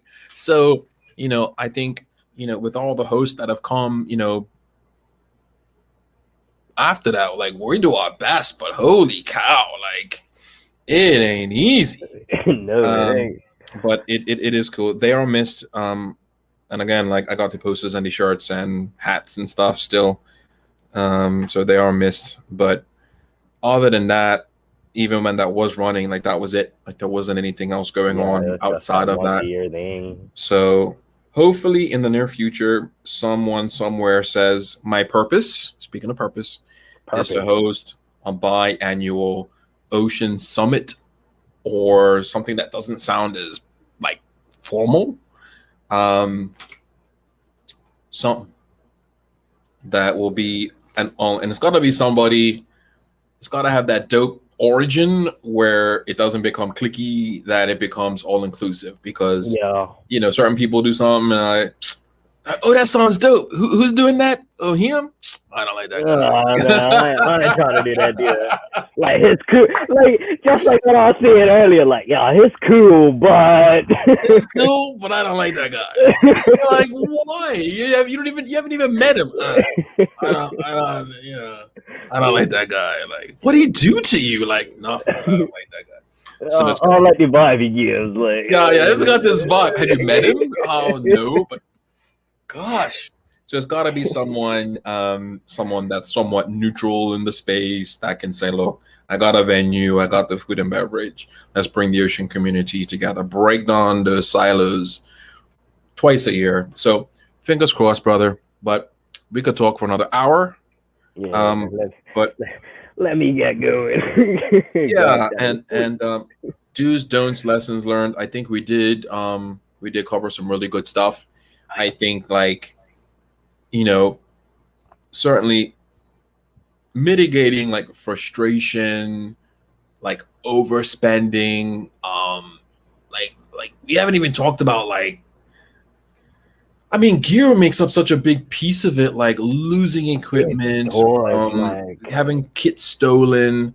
The gear you'd buy in your first year of diving is not usually the gear you have 5 years later. Now, yeah.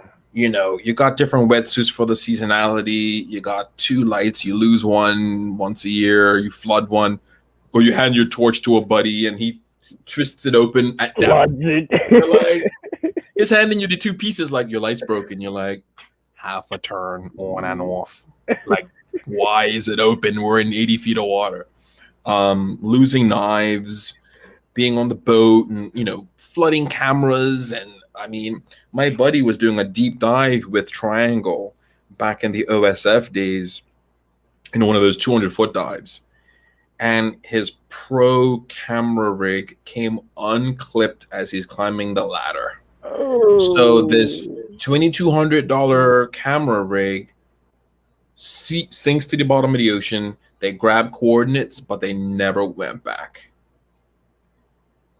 I was not on the boat, but he was my roommate. He was my roommate at the time.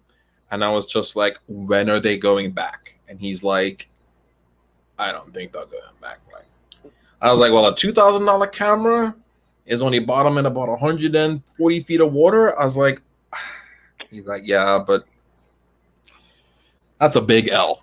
That's a big L. Because $2,200, like, you got to replace that. And I don't know whether you had it insured, but by the time you add in gear, the dive trips, the dive outings, the training, the e-learning, and especially in Bermuda, where we got that seasonality. You got 2-3 different suits, and then they wear over time, and the different masks, and you're lending out gear that never comes back. I mean, buying cylinders is a whole can of worms. And that's literally, I wanted to write like an ebook about like the pros and cons of cylinder ownership in Bermuda, but I figured, nah, it's kind of one of those things like, oh, you want to buy 2 tanks? Okay, go aheed. I don't recommend it. I don't recommend it, but if you think that's a good idea, owning cylinders, go right ahead. And I've done that. When Stuart had his shop on Front Street, I was there. I bought two black spray painted black tanks with the boots. And yeah, I learned over time, it was yours, that it's not the best investment. Buying is so it's a thing. It's a thing. So yeah, but it's about the networking, the connections, who and certain things do take time. It does kind of make sense, owning tanks in Bermuda, but you find out quite quickly that borrowing or renting is usually your best bet. So I've been part of different initiatives to kind of make that easier for people in the diving community. But yeah, man, it's a business out there, and it's interesting. It's an interesting space to navigate. But yeah, at one point I think I owned 8 tanks, and I thought I was the guy until they all needed visuals and hydros. And I was just like, that'll get you, bro. I was like, and then 1 or 2 would fail, and I'm like, it looks wicked, like being that guy that's got tanks everywhere, but nah, boys, like, we get rid of these guys. Like, so gear is gonna probably be a good 2-hour live whenever I decide to do that. It might be a special edition of the show, and I'll do my best not to hurt anybody's feelings or open a can of worms, because we know everybody in the industry, but certain things just need to be said out here. Yeah. So it's that spoken and unspoken, all those little rules and etiquette and stuff, you know. But enough respect to everybody out here in the space. We're all doing what we can out here. Yeah. JD, it's a wrap, brother. Before I know and they open a can of worms up for 12:15 at midnight, like. All right, man. Cool, man. Thank you so much. I'll check you on. And everybody that's still on the live, all 7 of you, thank you so much for hanging out with us on the Wade in the Water Late Live show. Till next time, cheers. Peace out.